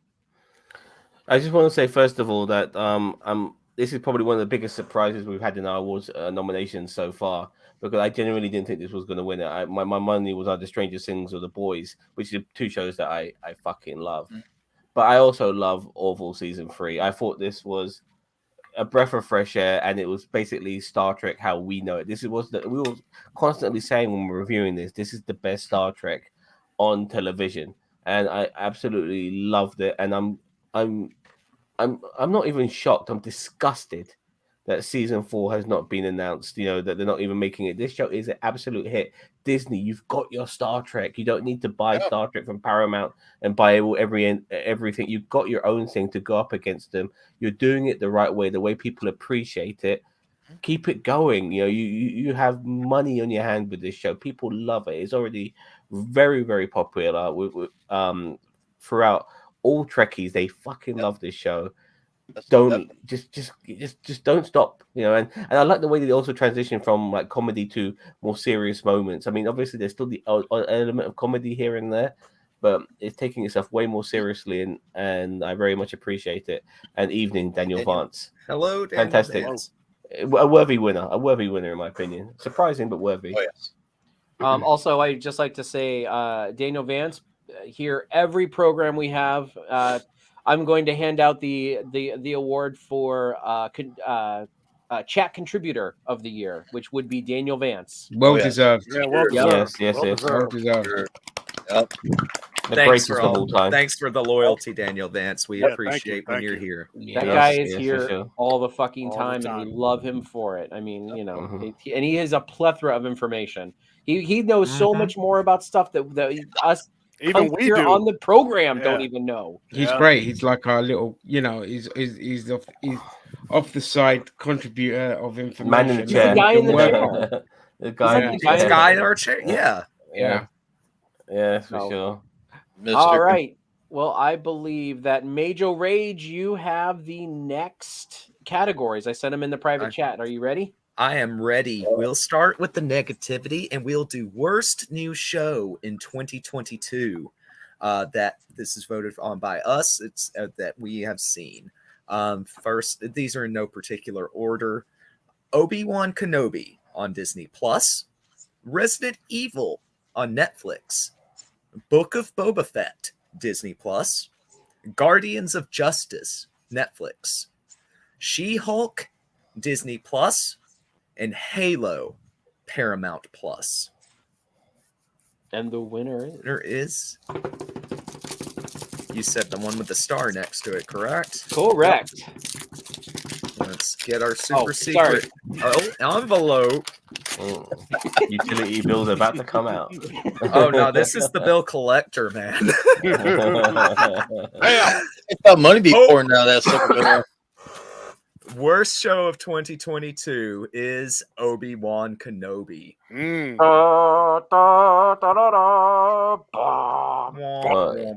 Really getting that show. Price is Right sound effect. Yep. That show is really getting it in this award show. It man. deserves There it. were It so deserves many it. Disney Getting- Plus in this one. It's not even like poor It Disney deserves Plus. a good Like, fisting. Yeah, it's getting bukakied, man. You know what I mean? It's for sure. all right, so Major Raid, you can start by giving your piece, or you can pass it on to somebody else and take it last. I think Obi-Wan deserve.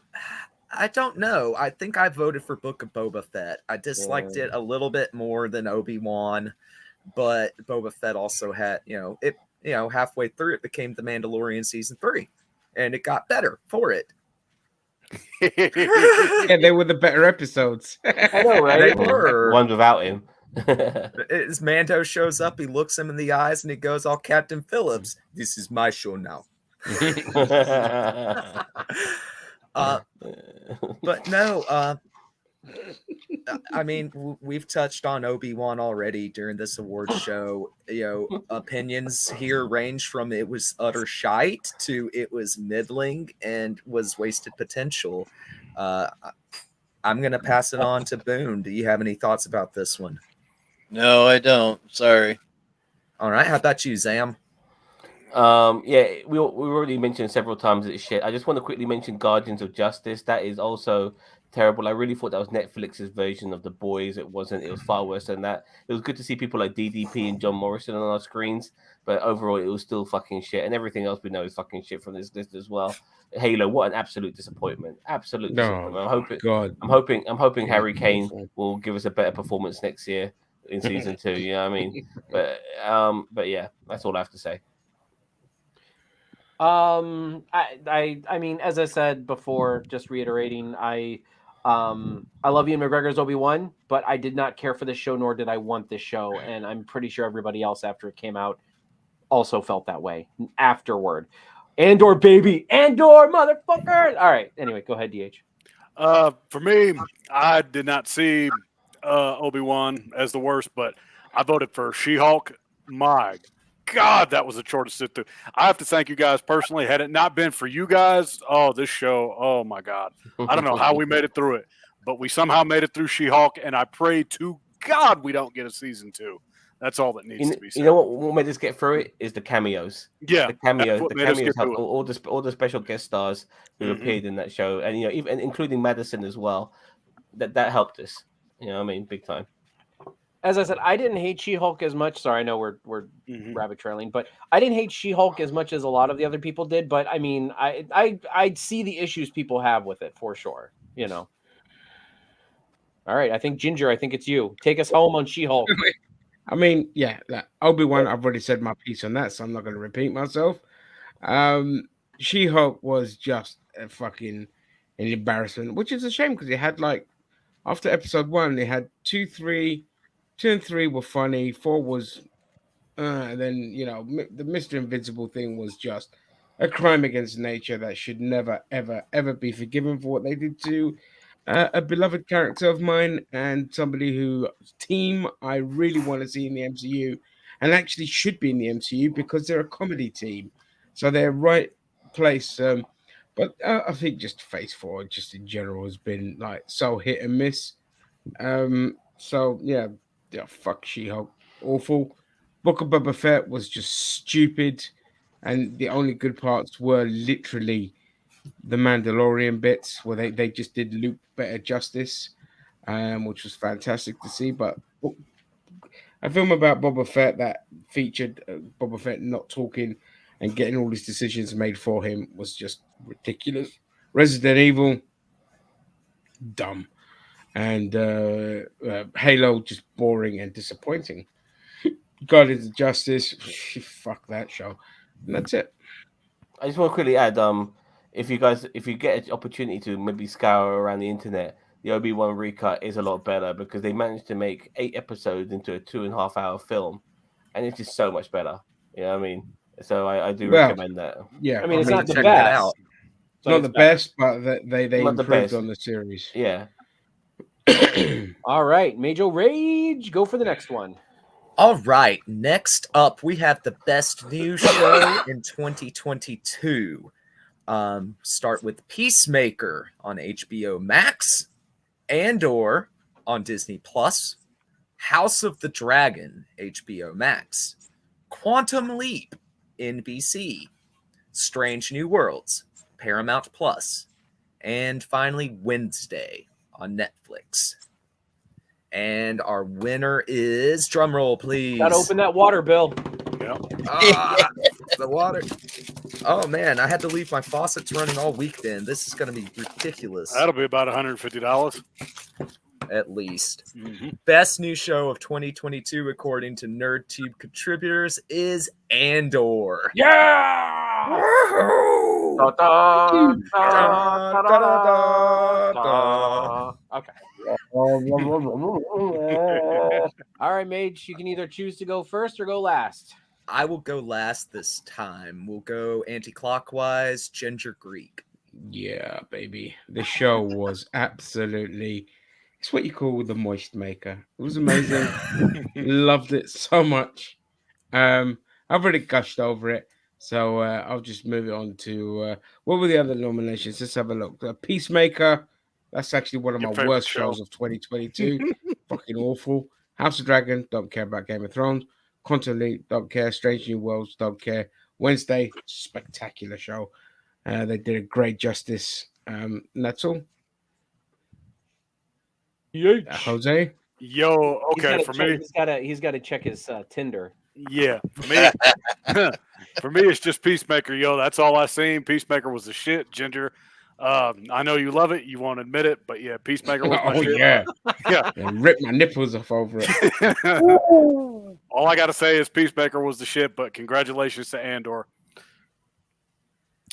Oh, it's me. All right, moving on. Yeah, Yep. sorry. This is exactly what I wanted from a Star Wars show. I fucking loved it. I would have loved to have had a little bit more like space pew pews, but again, I'm okay. I would love to see like a fighter pilot centered show, like not of Poe Dameron, but like a character like Poe Dameron, but it's just like all about fighter pilots and stuff like that in this vein. Star Wars, give us more of this. This is what I want. This is obviously what everybody wants. Everybody who was saying that they did not have any expectations for this show, say it blew it out of the water, fucking give it to us. I've been saying it for years, MFers. Kennedy, call me. All right, Sam. Yeah, we've already said quite a lot about Andor. Personally, I wanted House of Dragon to win it. I mean, I do like Andor, but regardless, if I still had to pick one, it would probably personally be for me House of Dragon. But Andor is a worthy pick as well. I mean, it's good to see Star Wars finally be good again. So congratulations, Andor. All right, Commodore Boone. All right. You guys seen it all and said it all, but I never seen it. But I wish that Strange New Worlds would have got it. That did been great. And just to say about Strange New Worlds, also a fantastic first season. Yeah. It is. I mean, a lot of these shows on this list, I would have been okay with winning. I know Ginger doesn't like Peacemaker. I like Peacemaker a lot. But Ginger's a twat. He doesn't care. I just have good taste. So Strange New Worlds, if it would have won, I would have been just as happy. Great. But a little bit happier with Andor. Little bit happier with Andor myself. I would not have been mad at Strange New Worlds winning. Right. But Andor was so good that it kind of took the wind out of the sails of the best season 1 of any Star Trek ever. Strange New Worlds you can't point out a stronger first season of Star Trek to me. But Andor managed to knock it out of the park with political intrigue, espionage. I mean, every episode it felt like a different show.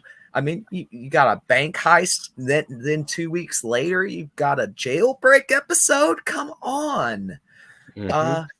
But I could sit here all night singing its praises. Instead, we're gonna move on. We've got fan films next, correct? No, actually, no. We have our future endeavors and Hall of Fame next.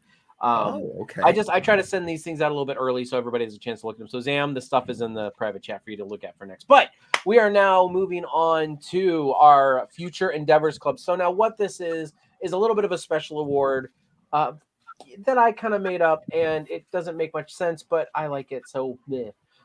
So what happens is you ever have that movie that you absolutely hate, but everybody loves, and you don't know fucking why? Mhm. That's what this award is for. So, so we did get some nominations, and like for me, like my personal example is Thor Ragnarok, and Ginger will attest with me. We absolutely hate this film, and everybody loves it, but we absolutely hate it. So it'll be in the Future Endeavors Club, and guess what? Future Endeavors Club means it gets flushed down the toilet. So I was going to try to make some special stipulation where it's like we can never mention anything about it ever again, but then we couldn't shit on it. So I Yeah. guess that's about it. And that's like our MO. Yeah.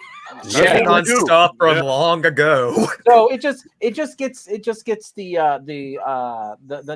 award of being the stupidest, shittiest show that the Nerd Tube ever had. I guess I don't know. That's why it's called Future Endeavor, because Vince McMahon would just let people go and be like, "Bye." That's right. Damn it. You're fired. All right. So the nominations for the Future Endeavors Club of 2022 are Elf from 2003, Thor Ragnarok, surprise, from 2017, The Dark Knight from 2008. And another, just preface with that one, it doesn't have to be like, everybody loves it and you hate it. It can also be like everybody loves it and you don't see the hype also. So I just want to preface with that. The Princess Bride, and I don't know the year because I didn't write it down. Who And the fuck put that in? hey, everybody gets a nomination, and if nobody votes for it, it just doesn't go in. Okay, or it just doesn't get in the Future Endeavors Club. So I can give you a hint. Princess Bride is safe. Okay, so Good. As you wish. and A Christmas Story, absolutely fucking worst Christmas movie ever. Overhyped.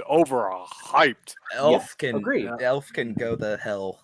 The movie that is being inducted into the Nerd Tube Future Endeavors Club 2022 is Elf. Get the fuck. Yeah. Yeah! Fuck that What? movie. Fuck that it. movie. It's Yeah. shit. Fuck That film is. I don't even know how that film is on this list. It should be part of the worst movies. It shouldn't be something that everyone loves. And No, we see that, but that's the example right here. Zan Yeah. absolutely loves it. I fucking no, I don't hate love that it. movie. I don't love. I don't love hate that like half movie. the movies on this list. I was so happy when some of these got nominated. You know, like, I think I don't understand how anybody likes Elf. But that's the thing is that, and also No, this is a People's it's- Choice Award. So like when they look at this list, I want people to look at this and make it hard to vote. Where they're like, Oh shit, we have to pick Yeah, one. we have to pick one of these. Like what? I don't want any of these to go. Like that. No. That's kind of No. the point of this award. I am so happy to throw Elf in there because Yep. I never understood. I've watched it twice and I just don't get the hype Oh, I around hate it. it. I hate Will It's Ferrell. I shit. hate it. I And you love know, Will Kevin Ferrell, but I Favreau, hate that he- film. It's Yeah. a Jon Favreau film. Yeah, John And- Favreau, who the person who conceptualized the MCU, who brought it to life, like the MCU, made this fucking movie. What? Yeah, but him and Will Ferrell clashed a lot in it. Oh, did they? Okay, well, A lot. That's why they never made a sequel because they hate each other. yeah, and also, and yeah, I mean, actually, Shredder brings up a good point in the comments. I also do look at critic scores and like audience scores and stuff like that. So, like, you know, if it has like a very favorable, a very favorable critic score and audience score, but you have a very low opinion of it, I do count it. As I said, it just I do a lot of math work and stuff like that, and it's just one of my number spreadsheet bullshit. Oh, stuff. Rise of Gru was. I just want to quickly add. You know, you mentioned Jon Favreau, but people like Joel Schumacher's made one of my favorite films in Falling Down, and he's also made Batman and Robin. Robin. No, you know, so Yeah, but there's, you can- again, studio interference is a big difference. Mhm. yeah. Well, regardless, it's still shit. You know, Batman and Robin. Yeah, You know, proper shit. And yeah, so I had something else to say, but I've forgotten. Okay. He also made Does Showgirl. anyone else? I mean, does anyone else want to say anything about Elf? I think we've all kind of said No, it. fuck that movie. No, Good fuck enough. that Moving film. on. It's Yep. crazy. Good enough. Okay, so the next one is the Hall of Fame. So with this one, it is basically movies that we like that everybody else hates, and it's a gem for us, Yeah. and we don't care what people think because it is a good movie for us. Mhm. So, and usually what I do is I make sure that the audience score is pretty low favorable. You know, like it's usually under 50%. But we still love it and we nominate it because we are the shit. Anyway, so the nominations for the Hall of Fame of NerdTube 2022 is Kevin Costner's Robin Hood, Prince of Thieves, Power Rangers, the movie, Short Circuit 2, The Faculty, and Spider-Man 3, which I'm not going to say who nominated that one, but fuck you. And the winner is going. This movie is going into the annals when we open our Hall of Fame wing at NerdTube Central in Texas, Connecticut, or whatever it's called. That we will have our own wing for this stuff. The winner is, drum roll, Kevin Costner's Robin Hood, Prince of Thieves. Fuck yeah. All right. And I'm Good gonna say- movie. I'm gonna say right now, I love this movie. I love this movie more. I mean, Morgan Freeman, absolute win. The not the Lost Boys, but the what are they called? The Merry Men. Merry Men. Why I can remember. I love all the Merry Men. We were just talking about Christian Slater on the Willow review yesterday. I love Christian Slater in this movie. I think he's amazing. But this is voted by the people, by the way. So the reason why this is voted by the people is because I want all the people to look at this list and go, I don't want any of these fucking movies in a Hall of Fame. Too damn bad. Deal with it. Yeah. Yeah, right. Like they have to pick one. Yep. So that's kind of the point of this award. So as I said, the conceptualization was just to make people make hard choices. You know, Yep. because not everybody gets an award. So anyway, I voted this one, or I actually nominated this one. And I really love this one. As I said, it's a great movie. Alan Rickman stole the show. Yes, Mhm. Alan Rickman. Alan Oh my Rickman God. as a he is why I love this film.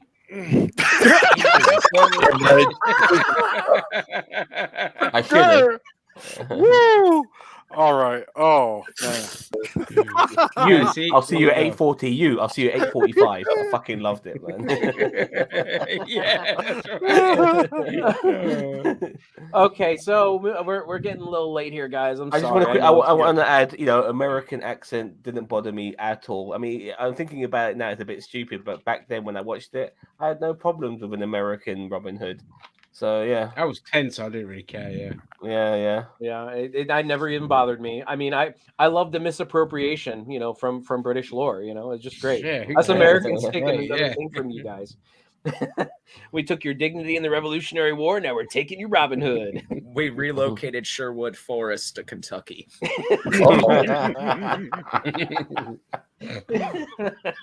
The sheriff of Kentucky ham.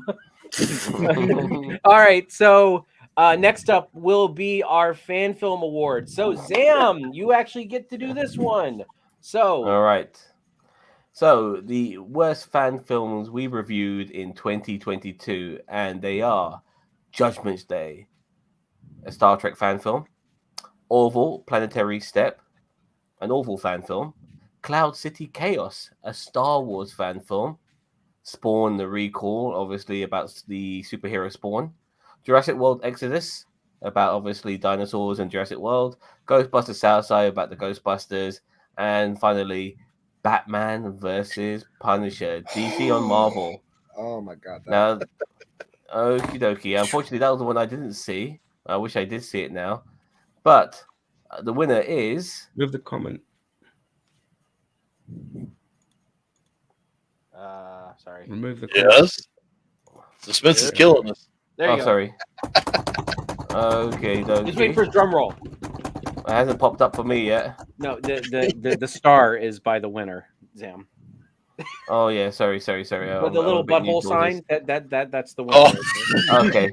Yeah, sorry. I apologize. Cloud City Chaos. Yeah. And I'm very happy. I am very happy that that this film won the worst movie at the time, because one of my Zam reactions earlier on when we did best Zam reactions was because of this fucking film.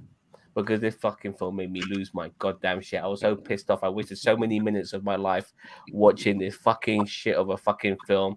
It was absolutely awful. I'll be honest with you, I can vaguely remember it now because I think it was earlier on this year, but I do know that I hated it. And I'm very happy that it's one worst even though it's now later in the year, I'm very happy that it's one worst fan film of 2022. I'm not sure who else saw it with us. I think Cheeto, you might have seen it. Yeah, I was there for every fucking second of it, and I hated it. The whole thing. Riker didn't even like it. He's walking away. He doesn't like it so much. There you go. Jose, did you see it? No, I don't really do the fan film, so I've got nothing to add. But Fair enough. yeah, Ginger Greek, I didn't You see see it. No. Major Rage. This was solely Ginger's basis of Obi-Wan Kenobi is what it was. Good God, that bad. Huh? Yeah. I actually went back and watched this one because when I was first coming on and becoming part of the channel, it was one of the first things that got uploaded after I started, doing records and stuff. And I wanted to see what the usual fan film reacts were like. I had only done, I was actually there for the Batman versus Punisher. That was the first fan film reaction I did with Cheeto and Leah and I think Boss Man. But no, Cloud City Chaos was so awful. I was glad that I wasn't there to do the reaction, but then I was like, why did I watch this? It's like I really am excited about this. I'm watching this bad fan film. And it was like 45 minutes. Like, it was a long fan film too. It wasn't like 10 minutes of utter shit. It was like 45 minutes. that you Oh, cannot get God. back. Yeah. I just, sorry, before I pass it on to you, Boo, I do remember certain things are coming back to me now. It was to do with ice cream. Obviously, they were taking the piss of the ice cream, the guy running with the ice cream maker in Empire Strikes Back, and it was mainly based around that particular character and what he was doing on Cloud City prior to the Empire arriving. And ice cream played a massive part in this whole fucking thing. It wasn't funny. It was fucking terrible. Commodore Boone, did you see this fan film? I'm sorry, I didn't I see don't that. know. Thank you. Okay, that's a big 10-4, buddy. All right. on to the next one now, fellas, and we're now doing the best fan film we reviewed in 2022, and they are No Disintegrations, a Star Wars fan film, The Need of the One, a Star Trek fan film, Batman versus Darth Vader, DC versus Star Wars fan film, X-Wing, a Star Wars fan film, Croft, about Lara Croft, Tomb Raider, Quid Pro Quo, sorry, let me say this again. Quid Pro Quo, a Star Trek fan film, and finally, Last Stand, a Star Wars fan film. Which we just did last week. Yes, we did. Yeah, we did. It was very good. And the winner is of these nominations. Drum roll, please. I just want to say that if you've not seen this fan film, watch it. You'll be very impressed. It's Croft, a Tomb Raider fan film. All right, I'll give it a watch. Once again, I'll start regarding this particular one. It has so many beautiful kills in this. Like Lara Croft is just going around killing the fuck out of everyone, and the amount of henchmen she's doing it in these forests, and the amount of henchmen she's going up against, and she's, it reminds me. I don't know, like the way she's doing it, she's like just running around, kill this person, running, and it's done really well. The executions, the camera angles, yeah, it's really done well. If I mean, these is when it comes to like action heroes, characters in fan films, you want to see them do this. You want to see this level of effort, and you're getting it. This film does not let down for a minute. Brilliant, Cousin Cheetah. I echo it. I mean, I only gave this fan film a 9 because of the ending. But if they had not done what they did in the ending, I would have given it a solid, rock solid 10 out of 10. Like I don't agree with what they did at the end. I thought it was kind of a dumb move. I agree. But still, I have no qualms about this being the number one fan film for us of 2022.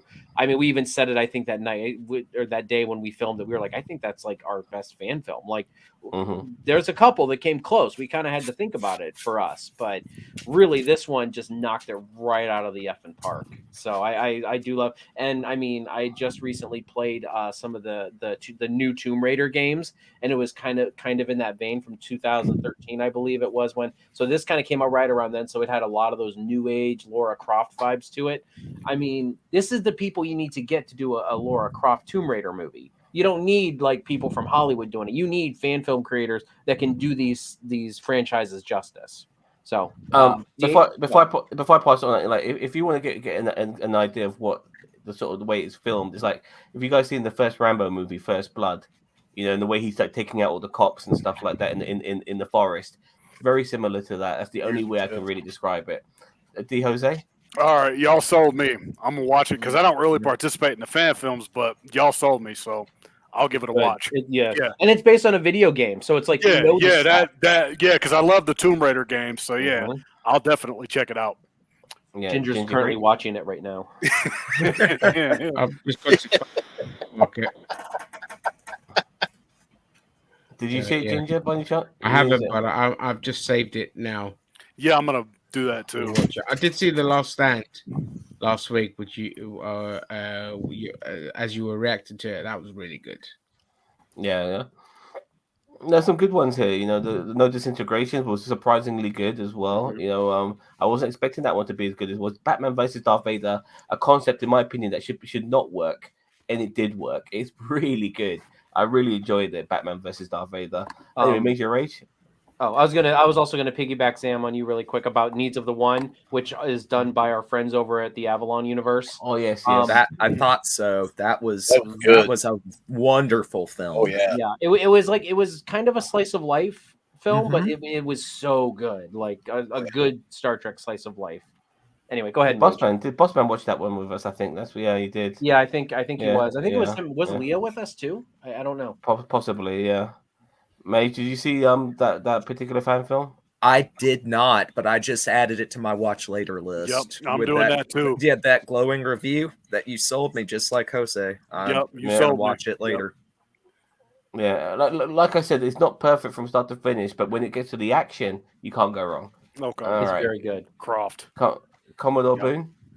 I don't know if I've seen it or not, but you guys said it, so I got it all ready to go here. So probably later on, I'll go ahead and watch it. Okay, All mate, no right. problem. All right. Yeah. So with that, we are coming into our last 3 awards. So we are now going to go into our last of our People's Choice Awards, which is Best NerdTube Host of 2022. Holy shit! It's getting real in here. It's gotten Oh, it's real in about the to- hole. Yep. Is it that guy So right I there? just want to let everybody know that I voted for Ginger. So Why? I don't know I'm in because like 5 videos. Wait, we were voting? I thought we weren't voting for these. no, I mean, well, here's my thing. My philosophy is if you're going for something like this, like you're not voting for like office or something, you don't vote for yourself. You Yeah. vote for, so so if you want to vote for somebody else, go for it. But I vote, but anyway, so the nominees for this year was people, and really it was people who hosted like on a consistent basis. So like with Zam, obviously Zam puts a lot of work in, and any person on this list is worthy of a award because we put in a lot of work. And Ginger, I know you say you don't do much, but you do. You host a You do, decent amount. You Ginger. do your own videos, so you're worth it being on this list. Also, Mage is on this list. He's hosted a bunch of our Star Trek stuff. He's also done a bunch of Treks, or not just Trek, Dragon Ball and Final Fantasy stuff with me. So I mean, he is also a great addition to this list. I'm on this list for some stupid reason. You deserve and- to be there. you I've told definitely you this deserve like to be 20 there. times. Jose deserves to be on this list. I was It's he? I haven't really Surprising hosted. I haven't really hosted much though. So yeah, once we do like more WrestleHead kind of stuff, I'll definitely be in. All right. Yeah. Yep. And I think honestly we could only pick 4. I think the YouTube thing was only 4, so I kind of had to pick the people who did the most videos. And then there's Zam, who is the Yeah. workhorse of this channel. We all know that. Everybody on this list deserves an award for putting their honest ass effort in. But there can only be one. I made one exception, and I am not making an exception today, or for this one. So the winner of the best host of NerdTube for 2022 is Major Ray. Yeah. All right. Awesome. Congratulations. Did a great job. All of his friends to go and vote for. Great job, Mitch. They told me there was voting before I even knew. My people were like, "Hey, you're in the running for this." I'm like, "Really? Awesome." Yeah. No, I want to thank you guys for having me on as part of the channel.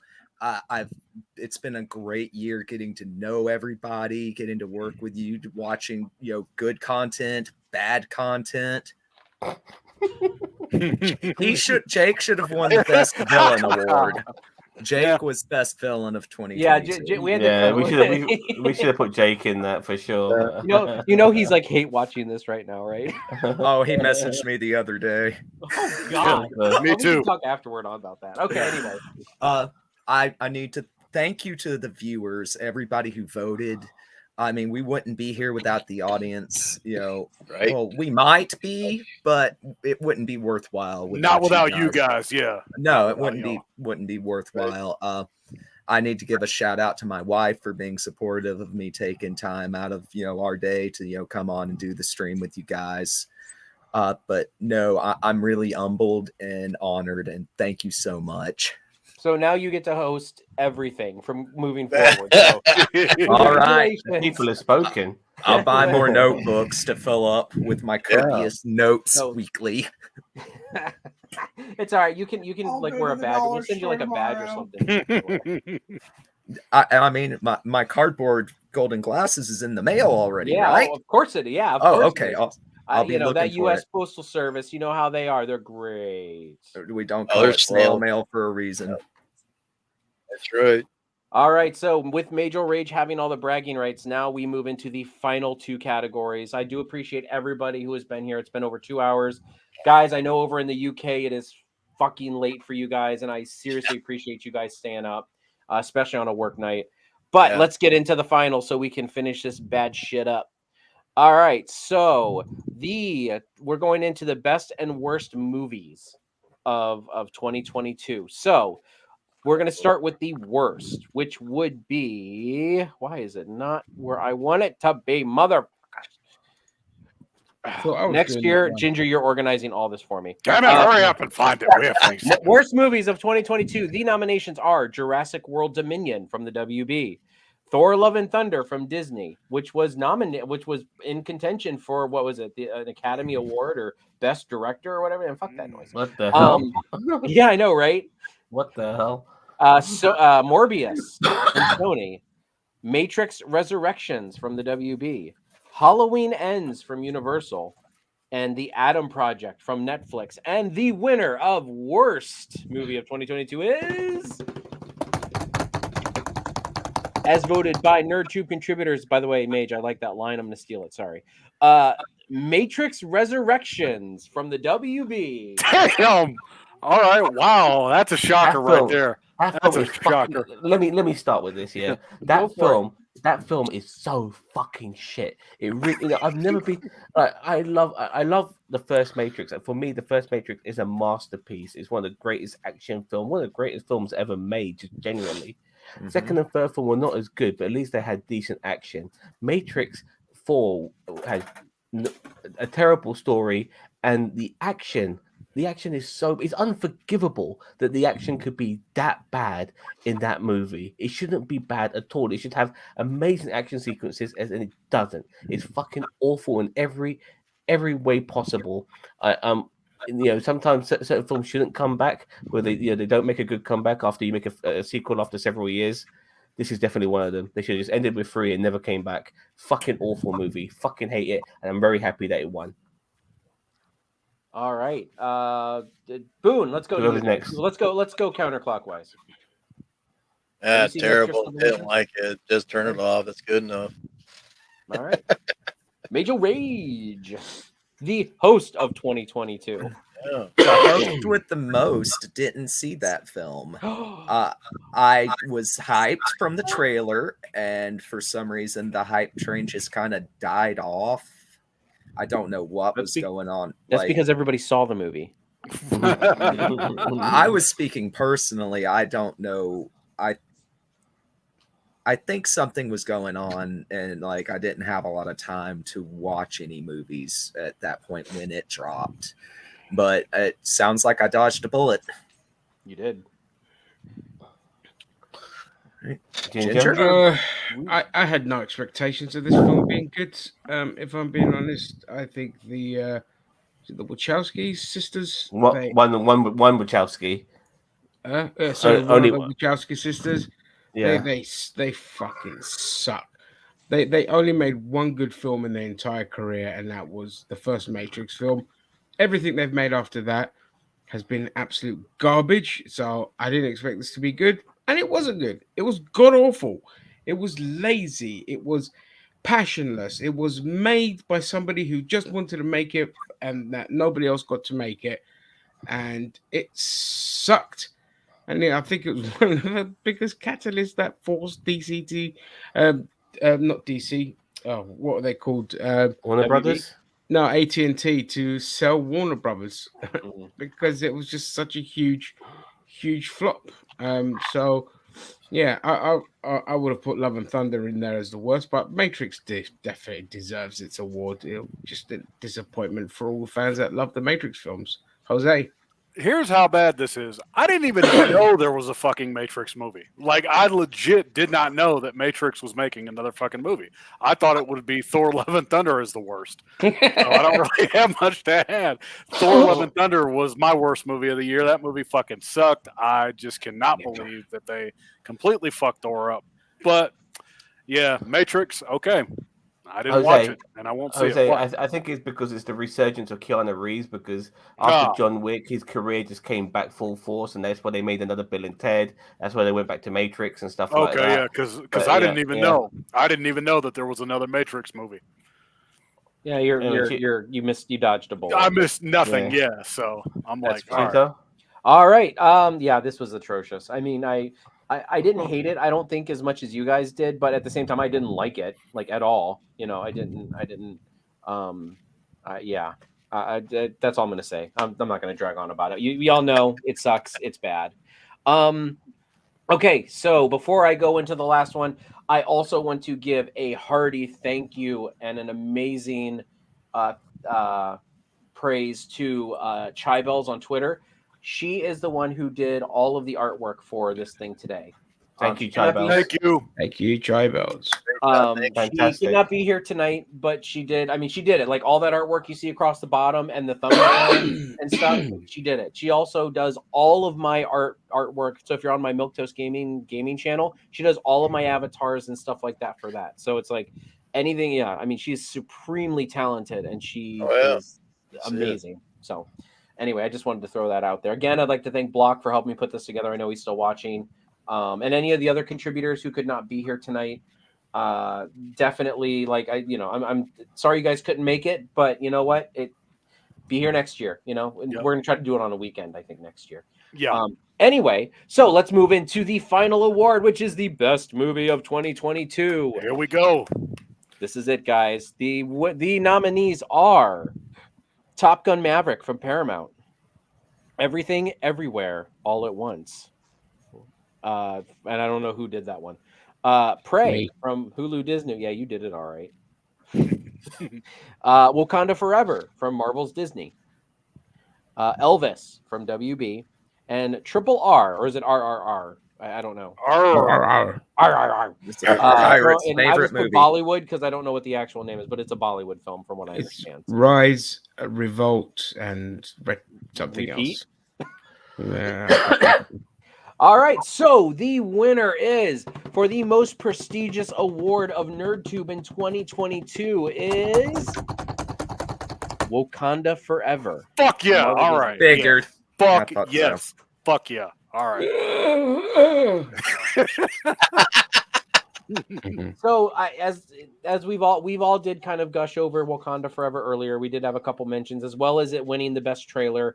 It did win the popular vote with our contributors. It was a good movie. Like it kind of came out of nowhere. It broke the format, in my opinion. They took a very hard character, Namor, and put him onto film. Which, as I said, there were some things here and there with Namor that I was kind of, but like more or less, they did a great job at selling it. They also kind of did the Ryan Coogler kind of put the stamp of Namor, like a different stamp on Namor, but at the same time kept true to the roots of Namor. So I think they really did a good job of making it their own, but yet also sticking to the source material.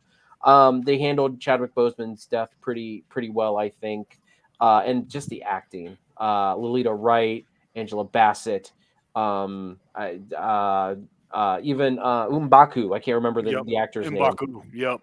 M'Baku, the actor who plays M'Baku, just they all knocked it out of the park. And I love the fact that we had a movie where all the side characters, they didn't just like bring in a new character, they didn't bring in a new character to replace the lead. They actually let the side characters from the first movie step up and be the characters of this movie. And even there were times when I felt like Wakanda was the main character of this movie. And I felt like that's what they were going for, and that's what they did. The movie wasn't perfect, no. There were some things, but I still feel like they knocked it out of the park with this, and I am not upset about it winning this at all. I mean, truth be told, I was kind of hoping Thor: Love and Thunder would win Best Film of the Year, but I mean, no, I'm kidding. I'm so freaking kidding. But anyway, so yeah, let's go to DH on this one. We'll go clockwise. Yeah, movie of the year for me. Movie of the year. I am not ashamed to say I fucking cried when they like the opening. You guys know how that goes, where the shit happens to T'Challa, and like right out the gate, it gets you in your fucking feelings. And Angela Bassett acted her ass off in this movie, and I really, really, really fucking hope she wins an Oscar at least once. She has never won an Oscar in her entire life, and this is that movie that I feel she should win one. But everybody needs to see Wakanda Forever. It's one of easily the best MCU films you will ever fucking see. That's how great it was. All right, Ginger Greek. Yeah, I mean, look, There was other two films on there that RRR and Everything Everywhere All at Once, which were higher on my list, but this deserved it. I think, given what had happened with Chadwick Boseman, and given the leaked, well, not the leak. I think Ryan Coogler spoke about what his original plans were for Wakanda Forever, and they were shit. If I'm being honest. It was just like a father-son tale, and I just didn't want that. We was going to get another father figure kind of showing, which Zam, you alluded to earlier, being a big problem that Disney are doing, and we were going to get that again. But because of the tragic passing of Chadwick Boseman, what we got instead was something that just had no right to be as good as it was. And yeah, it's not perfect. We didn't need Riri in it. Some of the war scenes were a bit stupid, except for the fight between Namor and Shuri, which was absolutely I loved it. It was so vicious. Yeah. It was a really good fight. The performances were just amazing. Letitia Wright just carried that film, man. She absolutely carried it. And for somebody who caused a lot of drama on set, I was amazed that they didn't try to write her off in some manner. But she was fantastic. You mean Lolita Wright, or you mean Angela Bassett? Letitia Wright, Letitia Wright, Lolita Wright. Letitia Wright. And Angela Bassett is just an actress I've absolutely loved since the early 90s. And she was my original pick to play Storm when they first announced the X-Men film. So I was gutted that they give us Halle Berry instead of her. But she's been nominated for Golden Globe. She deserves an award for that. Just, yeah, love that film so much. It was brilliant. Mage? Don't kick me off the channel, but I haven't gotten to it yet. Sounds like I'm missing a lot. Yeah, wait. Once it comes out, yeah, go get it. Oh yeah, it's definitely worth. All right, be careful with any spoilers then from here on and anyone else. Yeah, I would have known I wouldn't have said it, but yeah. Spoiler alert. I don't think we really my said fault about for spoilers. It's not my fault for not watching it yet. Don't worry, guys. Commodore Boone. Oh, go ahead. What? All right, I haven't seen it. Okay, and Zam. Yeah, Phase 4 has been getting a lot of shit thrown at it, but this film was not part of that Phase 4 shittery. Probably this and Spider-Man No Way Home were the two of the best things to come out of Phase 4. Sorry, you didn't you missaid Eternals. Sorry. Oh, she just got jokes. But this film, like this film is a long movie. By the way, it's like 2.5 hours long. No, it's 2 hours and 45 minutes. It's almost 3 hours. It's long. Okay, yeah. It's all right, fine. So almost 3 hours long. But there's a lot of stuff that you like with the passing of Chadwick Boseman and the passing of T'Challa is art imitating life here. There's a lot of things you have to restructure and redirect and go in all these different directions and almost have another origin story to a degree. Mm-hmm. So there's a lot in this, and it handles it superbly well. And I think the originality of this sequel is what made it so good as well. I mean, unfortunately, it's an original sequel because of tragic circumstances, but still, it's very good because of those. And unfortunately, it's because of those circumstances, it is as good as it is. It's a shame to say that. But it would have been run of the mill if Boseman was still alive, and I would rather it be run of the mill. But I rather have Boseman still alive. But because he isn't, we got this unfortunate masterpiece. Yeah. Well, I think that's the thing as well. Just to quickly interject, is the sad reality is knowing what they would have done with Black Panther 2 had Boseman still been alive. It would have just gone, and people would have forgotten about it. Mm. And as I said, I mean, it's an unfortunate. What did one of you said it? An unfortunate circumstance, I think, is what one of us said. Yeah, but they were saying it made such a beautiful movie too. Yeah, unfortunate masterpiece. Yeah, unfortunate masterpiece. That was beautifully said, Zam. Beautiful. Thank you very much. I'm here all day. Yeah, so y'all should vote for him for eloquent wordist of the year next year. Anyway. Yeah, that's right. Yeah. Okay, guys. Well, that wraps it up. If you thank you to all of you. Thank you. You guys want to, if anyone wants to chime in, just some final thoughts. I know that it's late for especially you guys over in the UK. I know it's super late for you guys. But I mean, let's just go around one more time, talk about any quick things. First off, I'll just start off and I'll just say this was kind of a passion project of mine for the past 3 months. I'm so happy that it's happened and it's here. And as I said, I couldn't have done it without any of these guys around here. And obviously, Daniel Block helped me out immensely throughout the whole process in the behind the scenes stuff. Everybody here are superheroes because they show up and they just talk about things they love. And you know what? We're passionate and we disagree on things, but you know what? We're all a bunch of friends that just talk about nerdy shit. And it's just like, honestly, as I said, if we had 3 views or 5,000 views, I'd still do this the same way because I love interacting with all of these people on this channel. We've got such a diverse cast of people. And I'm, just from like genres, like Star Trek, Star Wars, fan films, DC, Marvel, even Doctor Who. Like, we don't do Doctor Who content, but we've got Whovians on here, like just, and we've even got Ginger Greeks, which, somebody had to take them. Yeah. So which I just come in with random shit occasionally. I know, right? Yeah. However, just from the quick, bottom of my no, you finish. I was gonna say, just from the bottom of my heart, thank you for an amazing 2022. I think the channel has come a long way in 2022. And it's just, even from an organizational standpoint, like, just the insight that we've had from everybody, the organization, and just the I'm trying to think of the word and it's not coming to me because my brain is fried at this point, but just everybody, let's just go into 2023 and let's just keep having the fun we're having. That's what I want. That's what I want to take away from everything. Ginger, go ahead. Just want to say, great job with the award show. It's been a lot of fun. Laughed way more than expected. Great job with running the channel.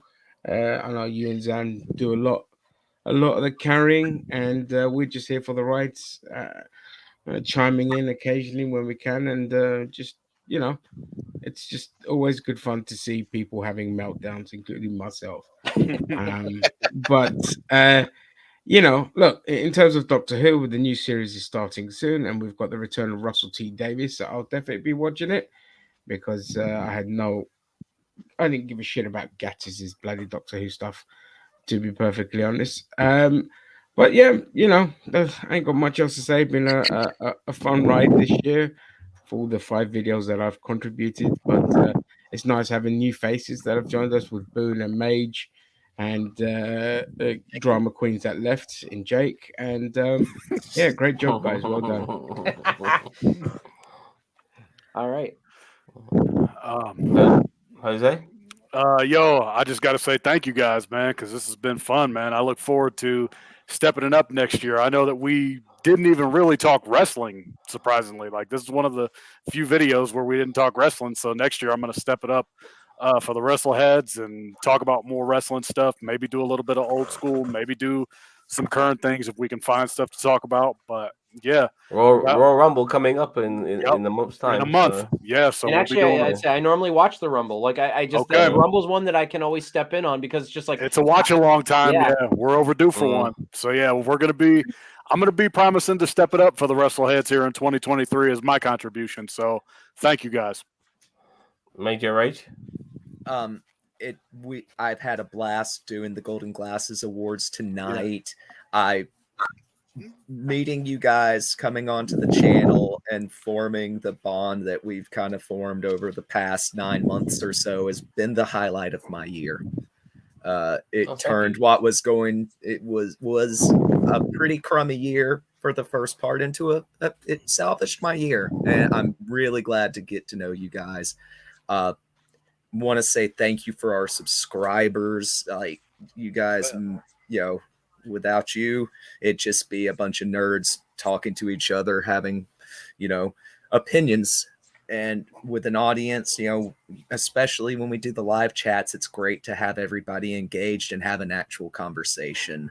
But yeah, I mean, Doctor Who's coming back. I'm a big Whovian. So maybe we can get the ball rolling on some Whovian content for the channel. Maybe that'll be how I step up in 2023. Yeah, absolutely. I've always said, look, I'd love to have Whovian stuff on the channel. We just didn't have many contributors that actually followed it. I do not, and I know Zam. I don't believe Zam does at all either. Not anymore. So Not it's just anymore. but that's the beauty of this channel is that we've got so many different flavors of fandom that it's just like anyone wants to step up and do anything. I mean, me and Zam usually are right there to help people, like facilitate that, because we want that diversity of people. I've never been a Whovian, but I do have friends that are, and I love arguing with them, like why Whovians, why Doctor Who's not as good as Star Trek. But anyway. Well, Star Trek overtook Doctor Who with the most number of episodes, with the most recent episode of Prodigy, by the way. Oh, nice. That's a nest egg. Commodore Boone, do you have anything to add for 2022? Well, I'd just like to say congratulations to Mage. Did a great job, and thank you for sir. Zam and Cheeto for inviting me up here so I could come up and meet Ginger over there and Jose and everybody else that I talked to. Had a great time in 2022, and hopefully 23 is going to be better. I look forward to coming up here every time when I'm invited. I always love to come up here just to see what's going on, see what you guys think about stuff, and it's just been a great year. Thank you. No problem. Right. Start watching National Treasure. And then there's Zam with the guilt trip. First of all, I want to say thank you, Cousin Cheeto, for making this work, because you really did put a lot of effort into this, and I think people really need to appreciate the amount of work you put into getting the show off the road. Because I contribute a lot to the channel, but I contributed really nothing towards this. And I'll hold my hands up. This was all Cousin Cheeto. He did this, and he deserves the plaudits for it. It's been really good fun. The award ceremony. I mean, you've been working your ass off. You've got your own life to live, as well as inputting into this. And I'm really happy to be a part of this. This was fantastic. A great way to crown off 2022. Very much appreciated. And hail William Jackson. And welcome to the end of the show, William Jackson. Yeah. So, yeah. You can go back and watch the whole thing. It's okay. So, I was like, sorry, I apologize.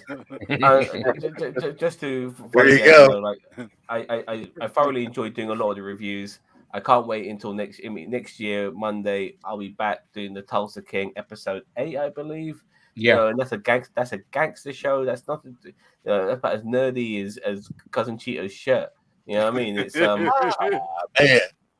so we are a very varied channel. You're always going to find stuff that we might go a bit left field on here at NerdTube. There's so much stuff we're doing right now. We're doing obviously we're doing National Treasure. We're doing Star Trek. We're doing Star Wars. We're doing everything. So.